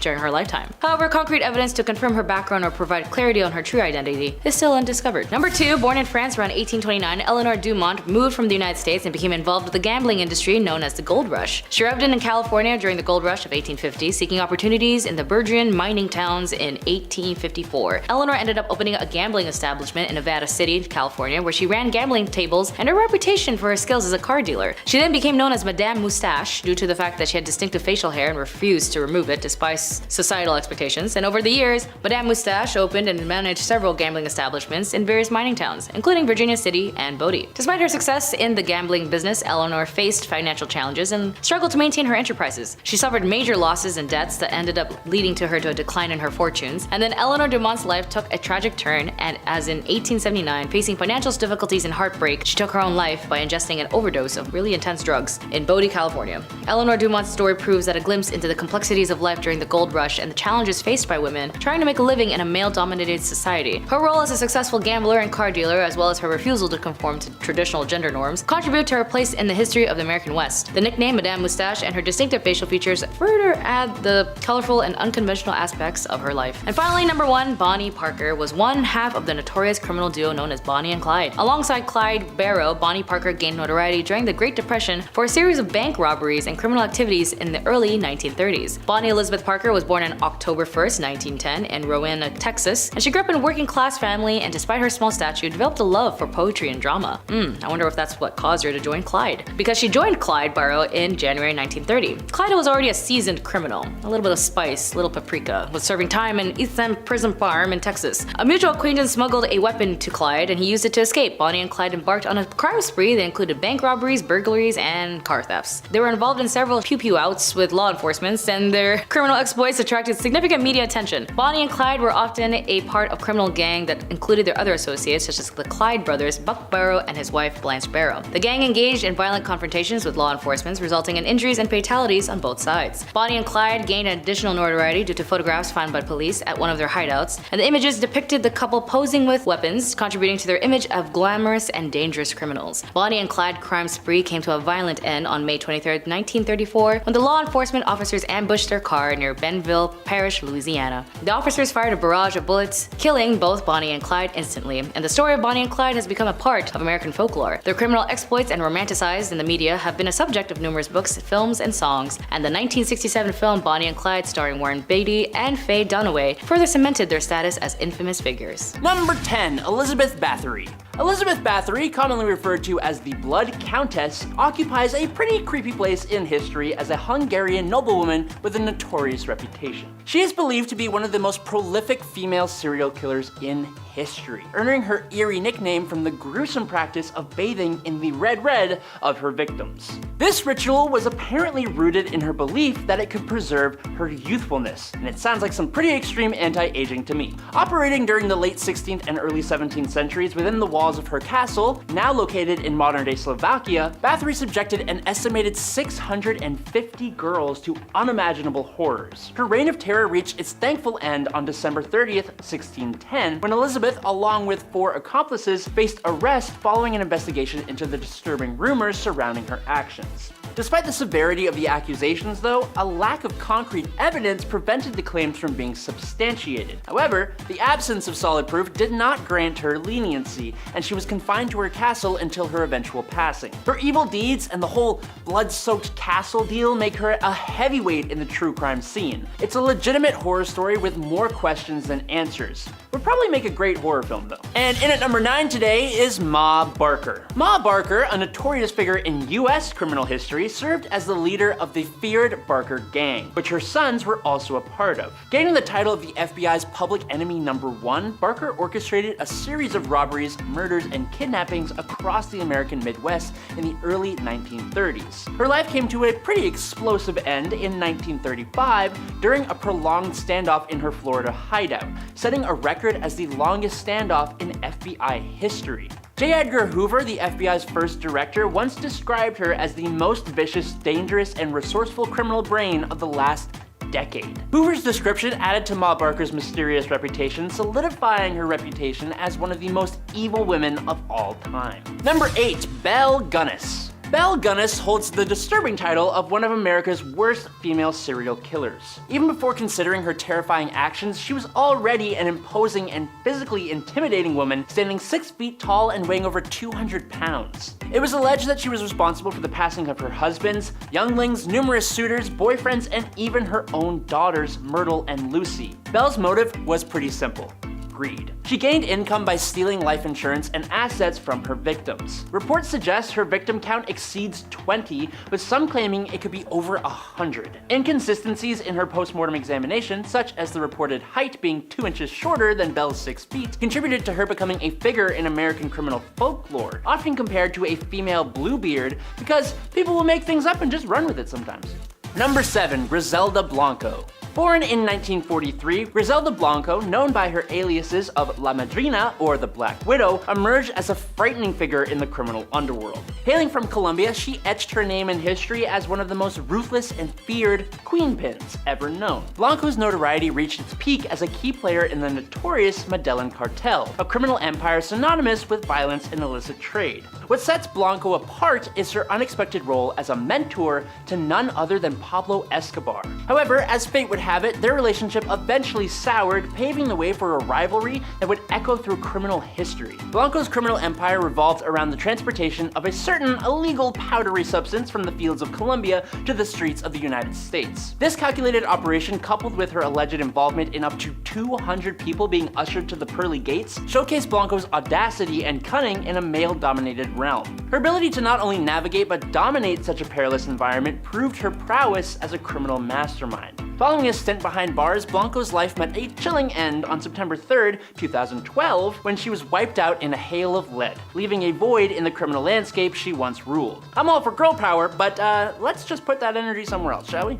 Cool. Number 6. Christiana Edmonds. Christiana Edmonds, also known as the Chocolate Cream Killer, was an English woman with a really disturbing hobby. She would purchase chocolates, lace them with strychnine, a powerful and toxic chemical, and then return them to the shop. Unexpecting customers who bought those chocolates would naturally fall ill. In 1871, a tragic incident occurred when a young person passed away after consuming one of the poisoned chocolates. Now, following this, Edmonds escalated her campaign by sending parcels of her dangerous chocolates to notable individuals. As the police began linking the fatal and damaging outcomes to the chocolates, Edmonds attempted to deflect suspicion by sending parcels to herself in order to mislead the police. How intelligent. Once she was caught, Edmonds was initially sentenced to death, but her punishment was later changed to life imprisonment due to her mental illness. Number 5. Mary I of England.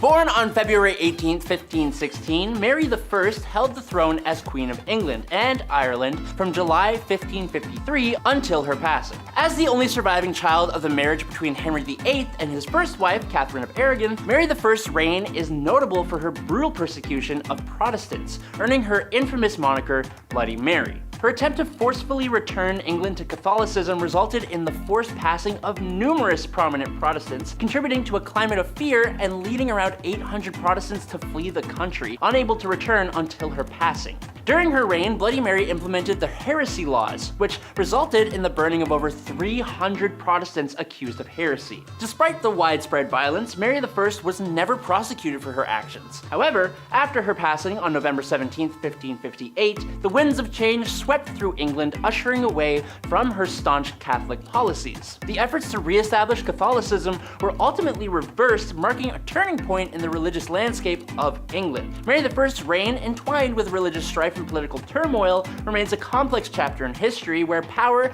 ideology, and the consequences of persecution shape the course of a nation. Number 4. Wu Zetian.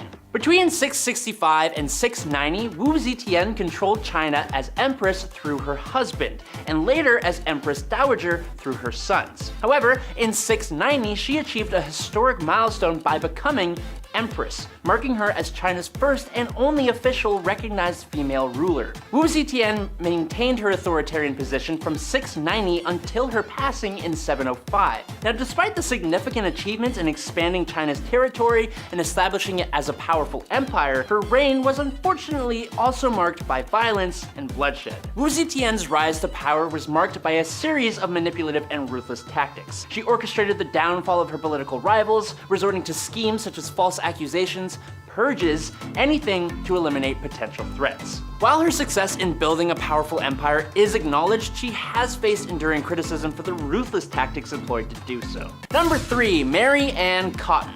Mary Ann Cotton, who lived in the 1800s, left behind a criminal tale that's not all neatly documented. Back then, record keeping wasn't the greatest, so we're left with a bit of a puzzle when it comes to the exact details of her evil actions. But it's estimated that Cotton might have offed around 21 people. 3 of them were unlucky husbands, and a whopping 11 were her very own family. She had this not-so-friendly habit of using arsenic to bring their lives to an end, and then cashing in on their life insurance policies. The party came to a screeching halt, however, when she attempted this method on her stepson, Charles Edward Cotton, leading to her capture and the grand finale, a date with the executioner. Now, here's where it gets interesting.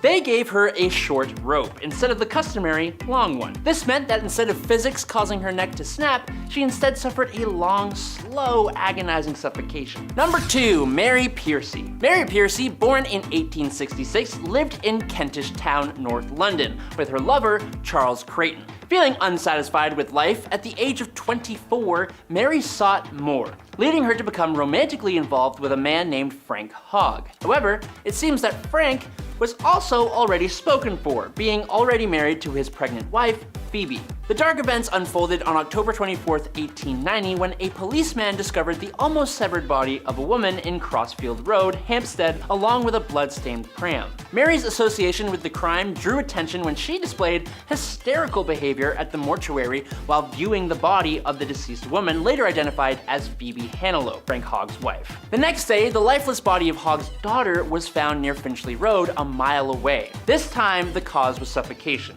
As the police became more and more aware of the affair between Frank and Mary, they searched Mary's house and found broken furniture and bloodstains. Mary, seemingly unfazed, played the piano and sang loudly during the search. The police ended up uncovering an axe, 2 knives, bloodstained clothing, and love letters between the illicit couple. Mary's attempts to explain the stains as a result of taking out mice was met with understandable skepticism. The police gathered evidence from neighbors who had witnessed Mary wheeling a pram away from the house on the evening of October 24th and heard screams from her residence. The disturbing truth emerged during the trial at the Old Bailey in December 1890.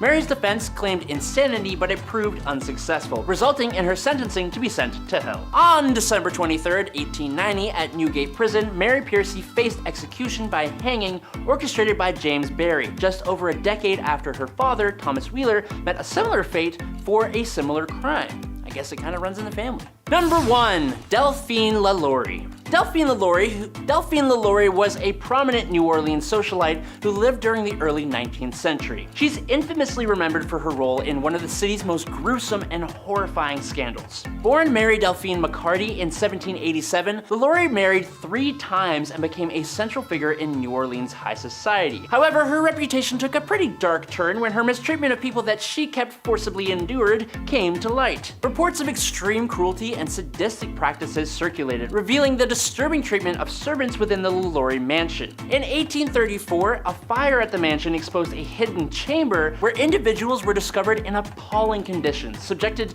to unimaginable horrors. The shocking revelation sparked public outrage, and Delphine LaLaurie fled the city, leaving behind a legacy of cruelty that continues to haunt the historical narrative of New Orleans. Number 10, Clara and Katerina Mororova. Clara was actually a very loving and acceptable mother to her 2 sons, Andrzej and Jacob, where they would take trips and summer camps, and she would play with her sons all the time. It wasn't until a new child entered their home by the name of Annika, and Clara and her sister Katerina were part of a cult named the Grail Movement. When Annika came into the picture, it was under the support of Katerina and Clara's sister, where she was told by Katerina that Annika was a 13-year-old who escaped from a trafficking gang that had physically harmed her. Annika was also apparently very sick and suffered many illnesses, which gained Clara's sympathy. Clara wanted to adopt Annika after bonding with her so quickly, and even had a mystery doctor tell her how to take take care of Anika. This same doctor told Clara that her sons were a problem and needed to be cured from their evil spirits. It was then Clara would do an affluent amount of violating and harmful things to her biological sons, like shock therapy, making them eat their own flesh, dunk their heads in water, as well as invite others to her cult to do the same. Anika would also lie to make the aggression towards the boys even worse. It was until a man named Edward had a CCTV camera for his newborn baby when Clara was caught in the act. Clara and her sisters were caught, and it turns out Anika was actually a 33-year-old woman posing as a 13-year-old named Barbara, who had a disease that made her look younger than she actually was. She was eventually arrested as well, which if you've seen the movie Orphan, it's actually based where this was from. Clara got 9 years in prison and her sister got 10 years since her sister Katerina actually knew who Barbara was the whole time. Number 9. Cordelia Botkins. However you were in your relationships or affairs, be aware of ex-lovers who might never want to let you go. Cordelia met her lover, a highly regarded reporter, John Preston Dunning, when he was bicycling in San Francisco. At that point, she was 41 years old, 9 years his senior, and although they were already married to their own partners, John was very smitten by Cordelia. John eventually was left by his wife, who discovered the infidelity, but for Cordelia, her husband was pretty cool with it. John also had issues with gambling debts, and he was let go from his job because he was a heavy drinker, so he had to move in with Botkins' hotel. Their affair lasted for about 3 years, but ended when John was rehired to cover the Spanish-American War. When he left San Fran, he told Cordelia, "Baby girl, I am not coming back," and he even reconciled with his wife because he was leaving for Cuba, where he helped survivors of the Spanish battleships during the Battle of Santiago de Cuba. Cordelia, however, didn't care for this and wanted him back, so she sent anonymous letters to his wife Elizabeth detailing her husband's affairs. Unfortunately, it got worse when Elizabeth opened a box of candies addressed to her and her sister with the words, "With love to yourself and baby, passionately and fond of candy." Elizabeth and her older sister died from arsenic poisoning, and their father was able to decipher their handwriting from the previous letters to Cordelia, and Cordelia went to life imprisonment. Number 8. Mary Sue Hubbard. It was always in the 1950s where a lot of crap happened that led us to the chaos we know today. And for Mary Sue Hubbard, she is also known as the wife of the founder of Church of Scientology, Ron Hubbard. She was sentenced in the federal court in the 1980s to 4 years in prison for her role in the conspiracy to plant church spies in government agencies, steal government documents, and bug at least one government meeting. She told U.S. District Judge Norma Holloway Johnson that she sincerely and publicly apologized for her actions. Johnson ordered Hubbard, who had been freed pending appeal for her 1979 conviction in the case, to turn herself into the federal officials in 3 weeks, during the time in 3 weeks to begin serving her sentence. Hubbard, who lived in Los Angeles at the time, was the last of 11 church leaders who were indicted in the conspiracy in August 1978 to go to prison. The indictments came after the FBI raided the church headquarters back then in Los Angeles in 1977, and the raids were said to be the largest ever conducted by the FBI at the time. Documents introduced in courts by prosecutors in 1979 contended the operatives of the church initiated numerous break-ins at government official offices, including the Justice Departments, and they secretly placed a listening device in the Internal Revenue Service's conference room, and all in a apparent effort to combat what the church alleged government harassment. Judge Johnston commented that she didn't know whether the government had harassed the church, but she quotes, "Even if I assumed there was harassment, I still can't accept what you did as excusable." Number 7. Natalia Guerrera. Speaking of religious cults, Natalia Guerrera was definitely part of one where she had sacrificed her own 2-day-old infant and burning him to death as part of a satanic ritual. She was finally apprehended by police after evading capture for 2 years. Just 2 days after giving birth, Natalia agreed to have a baby, Jesus, quote-unquote, killed after the leader of Antares de la Luz cult and the father of the child, Raymond Gustavo Castillo Gaete, declared that the infant to be an antichrist and that the sacrifice would help prevent the end of the world on December 21st, 2012. Natalia had previously stated in her defense that she was drugged at the time of the murder, but a forensic psychologist declared that the members were not under the influence when the sacrifice was carried out. After her sentence, Natalia managed to flee and was on the run for 2 years. Investigators noted that she had lived in different houses and even changed her identity in order to evade capture. The police also noted that after being apprehended, she did not show remorse and claimed that she was manipulated by the cult and was therefore innocent. Number 6. Eileen Wuornos. Eileen Wuornos was a convicted serial killer as she targeted only men as an adult worker. She had up to 7 victims and would target specifically motorists, men who would meet her on the road as she acted as a hitchhiker. She was incarcerated at the Florida Department of Corrections BCI death row for women, and she tried to appeal to the US Supreme Court, which was later denied. At that point, she dismissed her legal counsel and terminated all pending appeals. She then would go off to say, in quotes, "I killed those men, I robbed them as cold as ice, and I'd do it again. There is no chance in keeping me alive or anything because I'll kill again, and I hate crawling through my system. I am so sick of hearing this 'she's crazy' crazy stuff. I've been evaluated so many times. I'm competent, sane, and I'm trying to tell the truth. I'm the one who seriously hates human life and would kill again. After extreme mistreatment she suffered while imprisoned and the inhumane management given to her by the officers, in her final interview she expressed to the media in quote, "You sabotaged me, society, and the cops, and the system. An attacked woman got executed and was used for books and movies and so on." Her final on-camera words were, "Thanks a lot, society, for railroading my ass." She was later executed by lethal injection. Number 5. Patricia Krenwinkel. As of 2022, Patricia Krenwinkel, now 74, was convicted of 7 counts of first degree in August 1969 for the Manson family attacks that left 7 people dead. She was also known as the Manson Girl when she was arrested in Mobile, Alabama. It was during the summer of 1969 where Charles Manson ordered his members to end the lives of 7 people in Los Angeles, including actress Sharon Tate. During the trial, Patricia Trial's attorney, Paul Fitzgerald, suggested that although her fingerprints were found inside the Tate home, she might have been an invited guest or friend. Seemingly unfazed by the possibility of a guilt verdict and a death sentence, Patricia reported spent much of the trial drawing doodles of devils and other satanic figures. All during the trial, she remained loyal to the Mansons and the family. Demonstrated of this unity included walking hand in hand with Atkins and Van Houten, singing songs written by Manson, as well as shaving their heads and carving a giant X on their foreheads. Number 4. Sarah Aldrete. Sarah Maria Aldrete Villarreal is a Mexican alleged serial killer who was convicted for supposedly heading a drug smuggling and human sacrifice cult with Adolfo Costanzo. The members of the cult, dubbed by the media the narco-satanist, called her the godmother, with Costanzo as the godfather. In 1989, the killings grew more frequent and gained attention when American tourist Mark J. Kilroy, a University of Texas student on spring break, was abducted. Costanzo's Aldrete and the rest of the cult went on the run when detectives discovered their shrine. They found human hair, brains, teeth, and skulls at the site. Eventually, the police found their hideout. Aldrete was convicted of criminal association in 1990 and jailed for 6 years. In the second trial, she was convicted of several of the killings of the cult's headquarters and sentenced to 30 years and in prison. If Aldrete is ever released from prison, American authorities plan to prosecute her for the murder of Mark. If Aldrete is ever released from prison, American authorities plan to prosecute her for the death of Mark. Number 3. Leonarda Cianciulli. Known as the soap maker of Correggio, Leonarda Cianciulli was a serial killer from Italy. Cianciulli was devastated after learning that her son was going off to prepare for the war in World War II. To keep him safe, Cianciulli offered human sacrifices. She killed 3 of her neighbors with an axe and made tea cakes out of their remains. Not only would Cianciulli eat these cakes, but she would also serve them to guests, and Cianciulli's third victim, Virginia, who was made into both teas and cakes and bars of soap. Once again, this soap was gifted to friends and neighbors, and Cianciulli was eventually sentenced to 30 years in prison. Sorta sounds like the femme version of Sweeney Todd, but a Bath and Body Works edition. Number 2. Enrica Marta. Often referred to as a vampire owing to the nature of her crime, it is generally believed that Marta kidnapped kids off the streets of Barcelona and put them in her work brothel. It's also believed that Marta killed minors and used their blood and remains in various elixirs. She then sold these elixirs to the rich, claiming that they treated dangerous ailments like tuberculosis. 12 victims have been linked to her, although it's suspected that she killed many more. Although some historians defend Marta and argue that her crimes weren't as bad or as many as the traditional story suggests. She was actually detained and jailed in the Reina Amalia prison.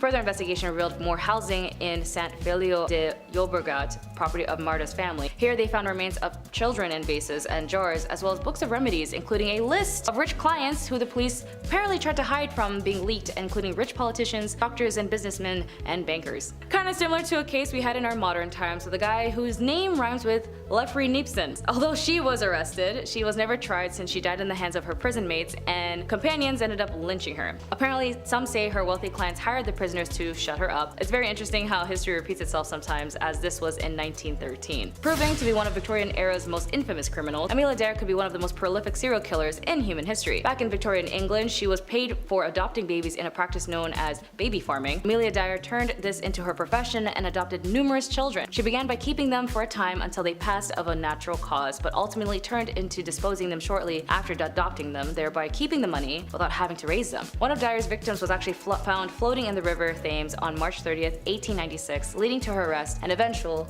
execution. While 6 victims have been confirmed, it's believed that Dare may have killed up to 400 children throughout her life. In one of the most sensational trials of the Victorian period, she was found guilty and later hanged. It might be too clever to talk about Lizzie Borden as a pun, but I'll ask you guys about that later.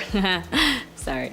Anyways, Lizzie Borden was an American woman who was tried and then later acquitted for the axe murderers of her father and stepmother in Massachusetts. Lizzie was very religious and would go to church and do church activities, teaching Sunday school, etc., etc. 3 years later, after her mother passed away, her father remarried to Abby Gray. Lizzie didn't like Abby that much because she suspected Abby's goal was her father's money, and as tensions grew, even more when Andrew would gift real estate to his new family's wife and their stepmother received a house. The night before the murder, their uncle visited their father to discuss property transfer, which placed more tension. After the crime was committed, the police turned their attention to Lizzie as she gave conflicting testimonies within the day, and after many strange occurrences like her cleaning her dress and burning it up saying it was covered in paint, the town's suspicion of her drugging her father to sleep in order to whack him with an axe, overall the evidence was unclear and caused many controversial issues. However, the trial was later pushed away when another axe murderer similar to her father and her stepmom's case occurred 5 days prior. Still, the reputation of Lizzie and her sister's involvement was tarnished, and the suspecting evidence and accounts of that day remains unsolved. Number 9. Elsa Koch. Elsa Koch was a German war criminal who committed atrocities while her husband, Karl Otto Koch, was commanded at the Buchenwald in World War II. Because of the egregiousness of her alleged allegations, and her actions included that she had selected tattooed prisoners for death in order to fashionably create lampshades and other items from their skin. These are fake, by the way, they're not real.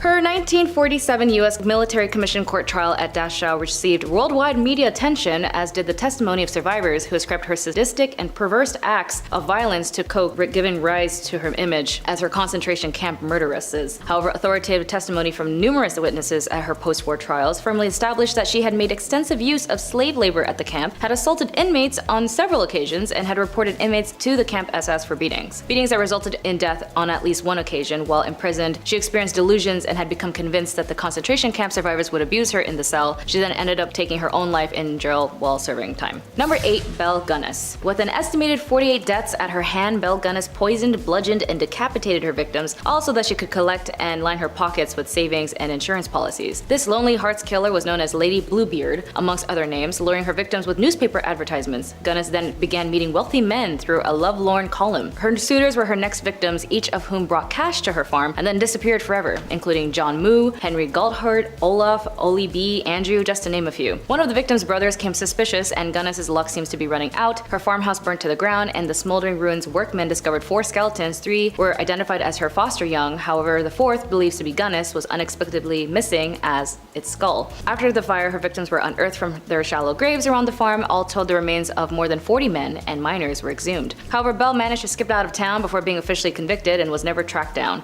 Her death has never been confirmed. Number 7. Countess Elizabeth Bathory. I don't know if you've seen the tales of Snow White and how there was this once evil queen who yearned for eternal beauty, but like all fairy tales come from the stem of truth. Countess Elizabeth Bathory was a Hungarian noblewoman who was an alleged serial killer from the family Bathory, who owned a land in the Kingdom of Hungary. Bathory and 4 of her servants were accused of torturing and killing hundreds of young and old women between 1590 and 1610. During her arrest, it is commonly believed that Bathory was caught in the act of the torture, but the reality was that she was just having dinner. Most of the witnesses testified that she had heard the accusations from others, but did not actually see it themselves. The servants confessed under torture, which is not credible in contemporary proceedings. The accusations of the murder were based on rumors, and as there is no documents to prove that anyone in the area complained about the Countess, in this time period, if someone was harmed, or let's say someone stole something, a letter would be written out as a complaint. Several authors have argued that Elizabeth Bathory was a victim of conspiracy. Similar, during the Salem witch trials, many people insisted that they saw the accused witches of flying through the sky. Clearly neither thing happened and are possibly a form of mass delusion or self-interest lies. Historians are therefore extremely careful in how they treat eyewitness accounts of this sort, given the possibility for collective and self-reinforcing delusions. Number 6. Dorothea Helen Puente. Dorothea Helen Puente was an American convicted serial killer, and in the 1980s she ran a boarding house in Sacramento, California, and murdered various elderly and mentally disabled boarders before cashing their social security checks. She paid each of them monthly spendies, but then kept the remaining for what she claimed were expenses for the boarding house. Puente's boarding house was visited by several parole agents as a result of previous orders for her to stay away from the elderly people and not to handle government checks. Despite these frequent visits, she was never charged with anything. Neighbors began to grow suspicious of Puente when she stated that she adopted a homeless man named Chief to serve as a handyman. She had Chief dig the basement and remove soil and garbage from the property, and Chief then put in a newly concrete slab in the basement before he too mysteriously disappeared. In November 1988, another tenant in Puente's house, Alvaro Montoya, disappeared, and after he failed to show up for his meetings, his social worker reported him missing. Police arrived at Puente's boarding house and began to search the property. They discovered recently disturbed soil and were able to uncover 7 bodies in the yard. When the investigation began, Puente was not considered a suspect, and as soon as the police let her out of their sight, she basically fled to Los Angeles, where she visited a bar and began to talk to an elderly pensioner. The man recognized her from the news, and then he called the police, and she was charged with 9 counts of murder and was sentenced to 2 years of life. She died at the age of 82 and had always insisted all of her tenants died to natural death. Number 5, Giulia Tofana. Not your typical Chanel number 5, but this too was a femme fatale bottle used by so many women to do one major thing, to get rid of their husbands. By some definitions, Giulia was a girl's girl. After all, it was the 1600s, and women who had malignant husbands who would physically harm and control them was a rather common issue, and the general rule was that unless your spouse passed away, that was the only time a woman could be granted her freedom. In its creation was associated by none other than Giulia Tofana, who apparently was the ringleader of 6 poisoners in Rome. In order to avoid detection from authorities, they actually used the trade name after St. Nicholas and would sell the poison openly as a cosmetic. They even went ahead and used an image of St. Nicholas over the vials, and St. Nicholas and the vial of poison would be sold, affecting over 600 victims, mostly husbands. The active contents inside the vial was unknown, but it was filled with arsenic, lead, and possibly belladonna. It was colorless, tasteless, and therefore very easy to mix with other substances like wine or water. The poisoning would go unnoticed, and its symptoms would mimic other illnesses that was prominent at the time. First dosage would mimic a cold, the third would be digestive issues, and the fourth was death. It was so effective and helpful that when the poison was used to be in its slow active state, it would give the victims time to assume that they were dying and write a will. And if the provider of the poison changed their mind, an antidote was simply lemon juice and vinegar. Fun fact,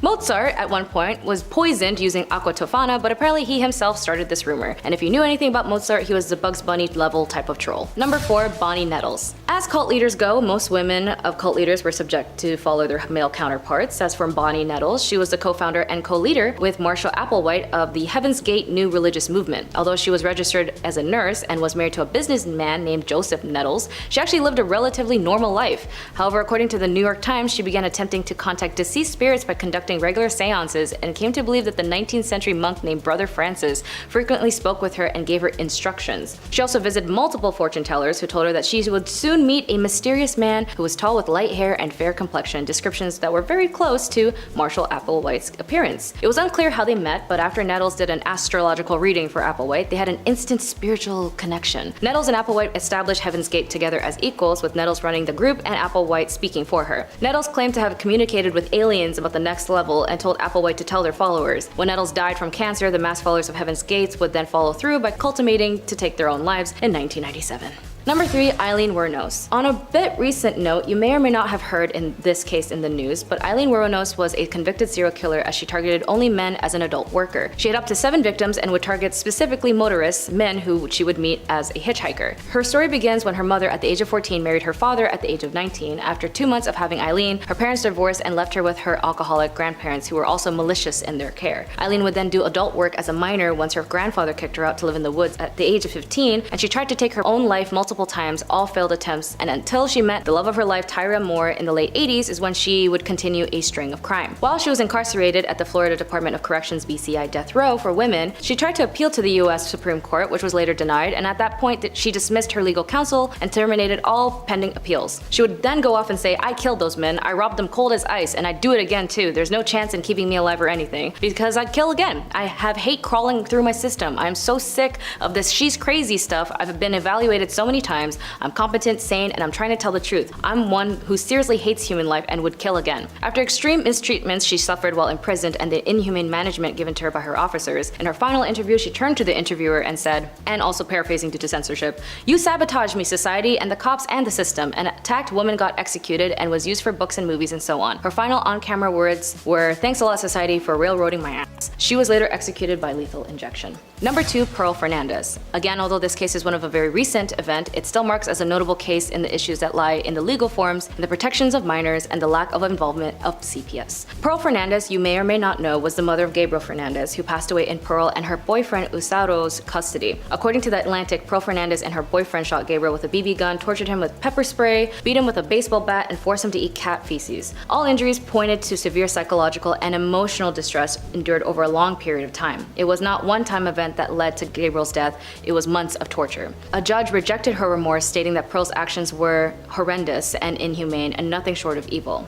At her trial, jurors heard how Gabriel was tortured and abused by his mother and her boyfriend after being placed in their care 8 months before his death. Pearl is now serving time at the Central California Women's Facility after being sentenced to life without the possibility of parole. Number 1. Jolly Jane. Well, she definitely was jolly when she committed these crimes. Jane Toppin, nicknamed Jolly Jane, was an American serial killer who was known to have committed 12 murders in Massachusetts between 1895 and 1901. How did she commit these? Well, she was a nurse, and her objective was oddly enough to target patients and their family members. Doctors who hired her thought of her as one of their best nurses, but today psychiatrists say that she was one of the most unusual serial killers in history. She was born and raised in the Boston Female Asylum, where unwanted female children were often abandoned. There she was adopted by Ann Toppin, where she was under foster care until she was 18. At this point, she then pursued nursing at Cambridge Hospital in Boston. It was here where she stated her interest in the patients was ought to be taken care of. She grew emotional attachments to them, and if she really liked them, she would fake their medical documents to force them to stay longer at the hospital. She would then also dose her elderly patients with opium to see how they react with the drugs, and then upping the dosage each time. She would also watch them slowly succumb to their death, and she would also mix different types of poisons with her patients and other drugs to stage a sickness and nurse them back to health. Very similar to the Gypsy Rose Blanchard case, where her mother Dee Dee had a mental illness known as Munch-Austin syndrome by proxy. This mental health condition is basically where a caregiver makes up or causes an illness or injury in a person under their care, such as the young or the elderly adult, or a person who has a disability. Because vulnerable people are the victims, MSBP is a form of multiple harm cases. Jolly Jane also had a masochistic side, as she would even get into the bed of her patients who were suffering until they died. She wasn't caught until she used a metallic-based poison on a victim, which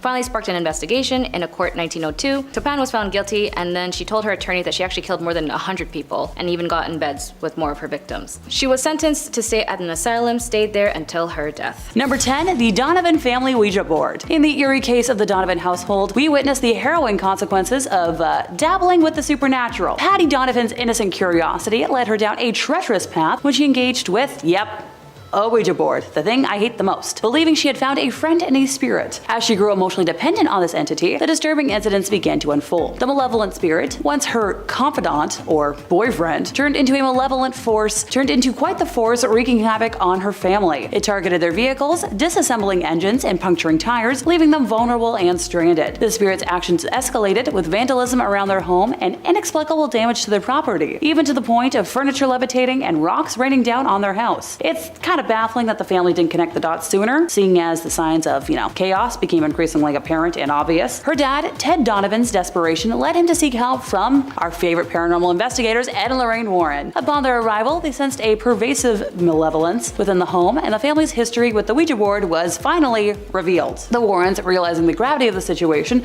initiated the process for an exorcism, which took a painfully long month to be granted. In the meantime, the entire family endured more torment and destruction at the hands of the malevolent entities. Finally, on May 2nd, the exorcism took place, liberating the family from their demonic ordeal. However, they were left with a substantial financial burden due to the extensive damages inflicted upon their home. Let this be a lesson to you all. Please, please, please, leave Ouija boards alone.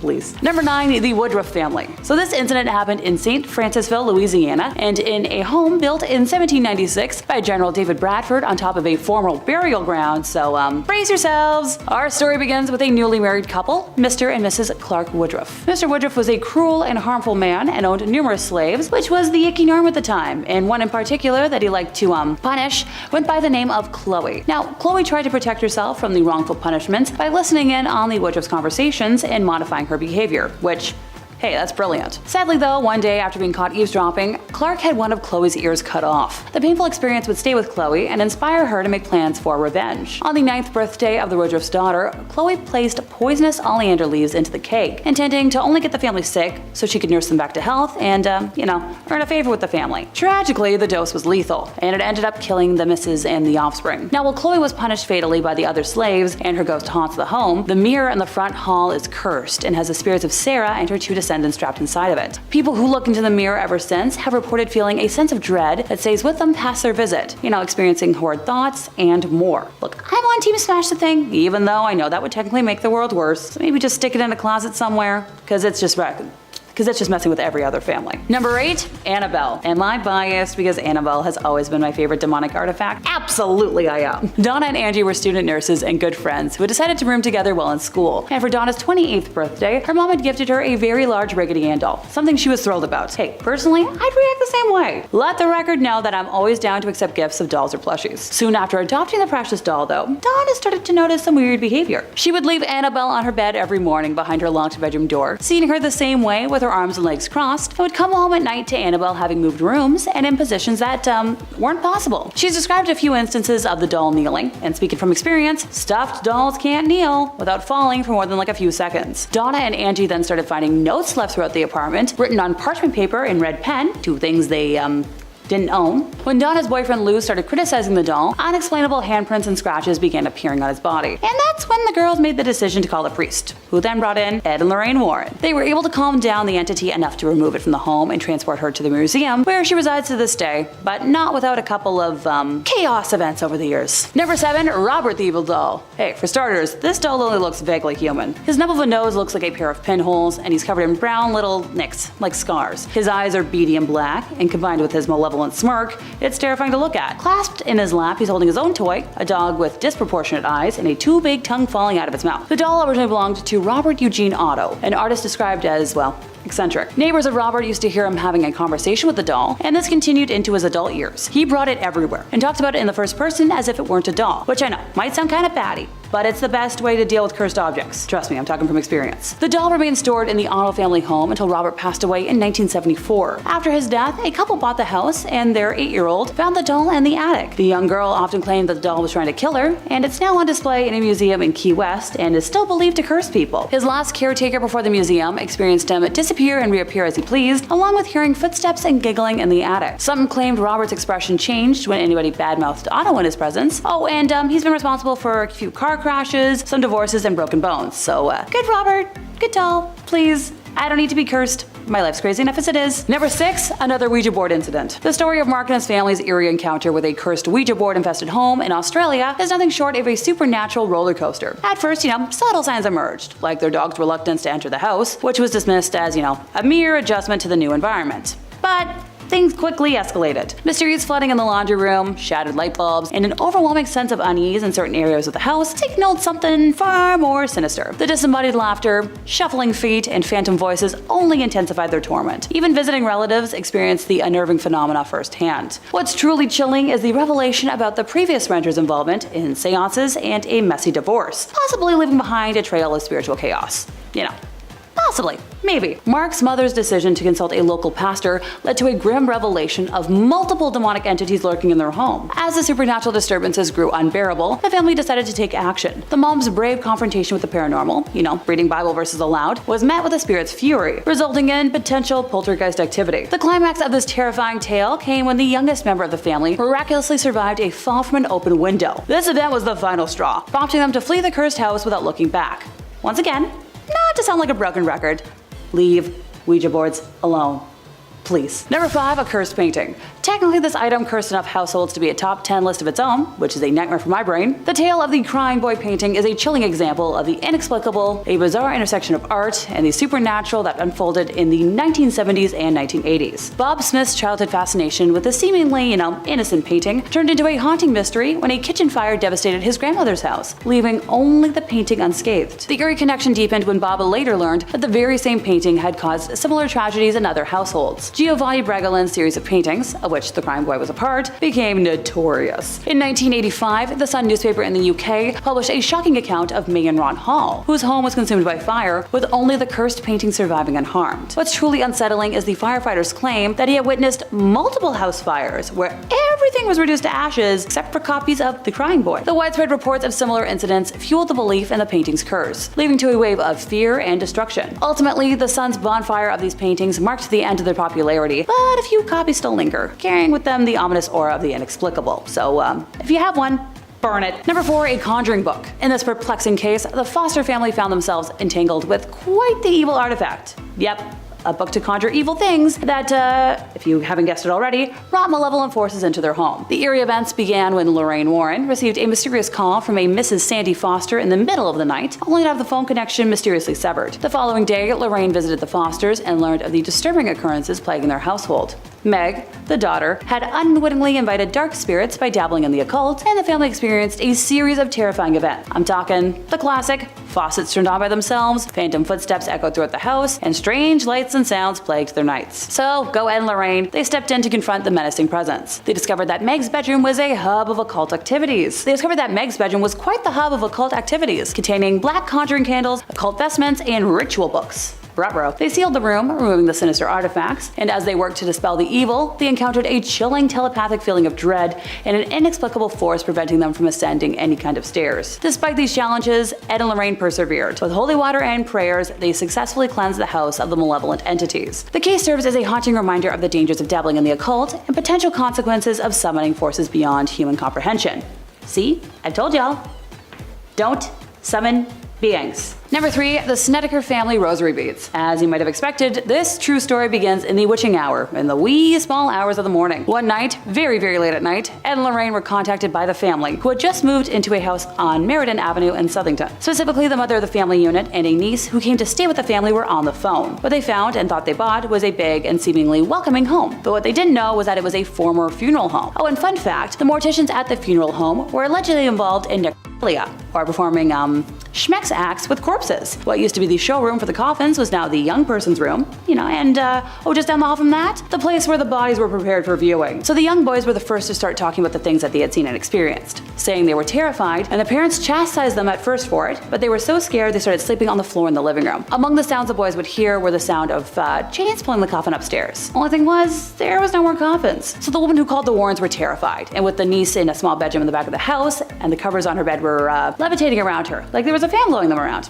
No big. And Lorraine said that while the mom was on the phone with her, even more bizarre events started happening. The mother had rosary beads in her hand, and while she spoke, the beads were actually being pulled apart and falling to the floor. So Ed and Lorraine went over the next morning with the family's parish priest. A blessing of the house seemed to do nothing to calm things down, so that's when the Warrens decided to call the bishop's office. Eventually sent an exorcist, which seemed to do the trick, but not before one last hurrah from whatever was believed to be haunting the house, because demons don't like to give up without a fight. There was a huge tree in front of the house, and half of the tree, with no wind, broke off and fell on the property. The family moved a short time later, and Ed and Lorraine kept the rosary beads that had been pulled apart, because if a demonic spirit can touch a Catholic relic, that's just a really bad thing. Number 2, Bathsheba's jewelry box. Soon after the Perron family moved into what they thought was a really fun home, strange occurrences began to unravel, initially dismissed as minor inconveniences. We're talking brooms moved on their own, and the young daughters started seeing apparitions. Carolyn Perron, determined to uncover the truth, delved into the history of the house and discovered a lineage plagued by mysterious and tragic deaths spanning 8 generations. The most ominous presence was that of Bathsheba Sherman, a woman associated with witchcraft. Bathsheba's malevolent intentions became evident as the family's life spiraled into a nightmare. One harrowing incident involved Carolyn experiencing an inexplicable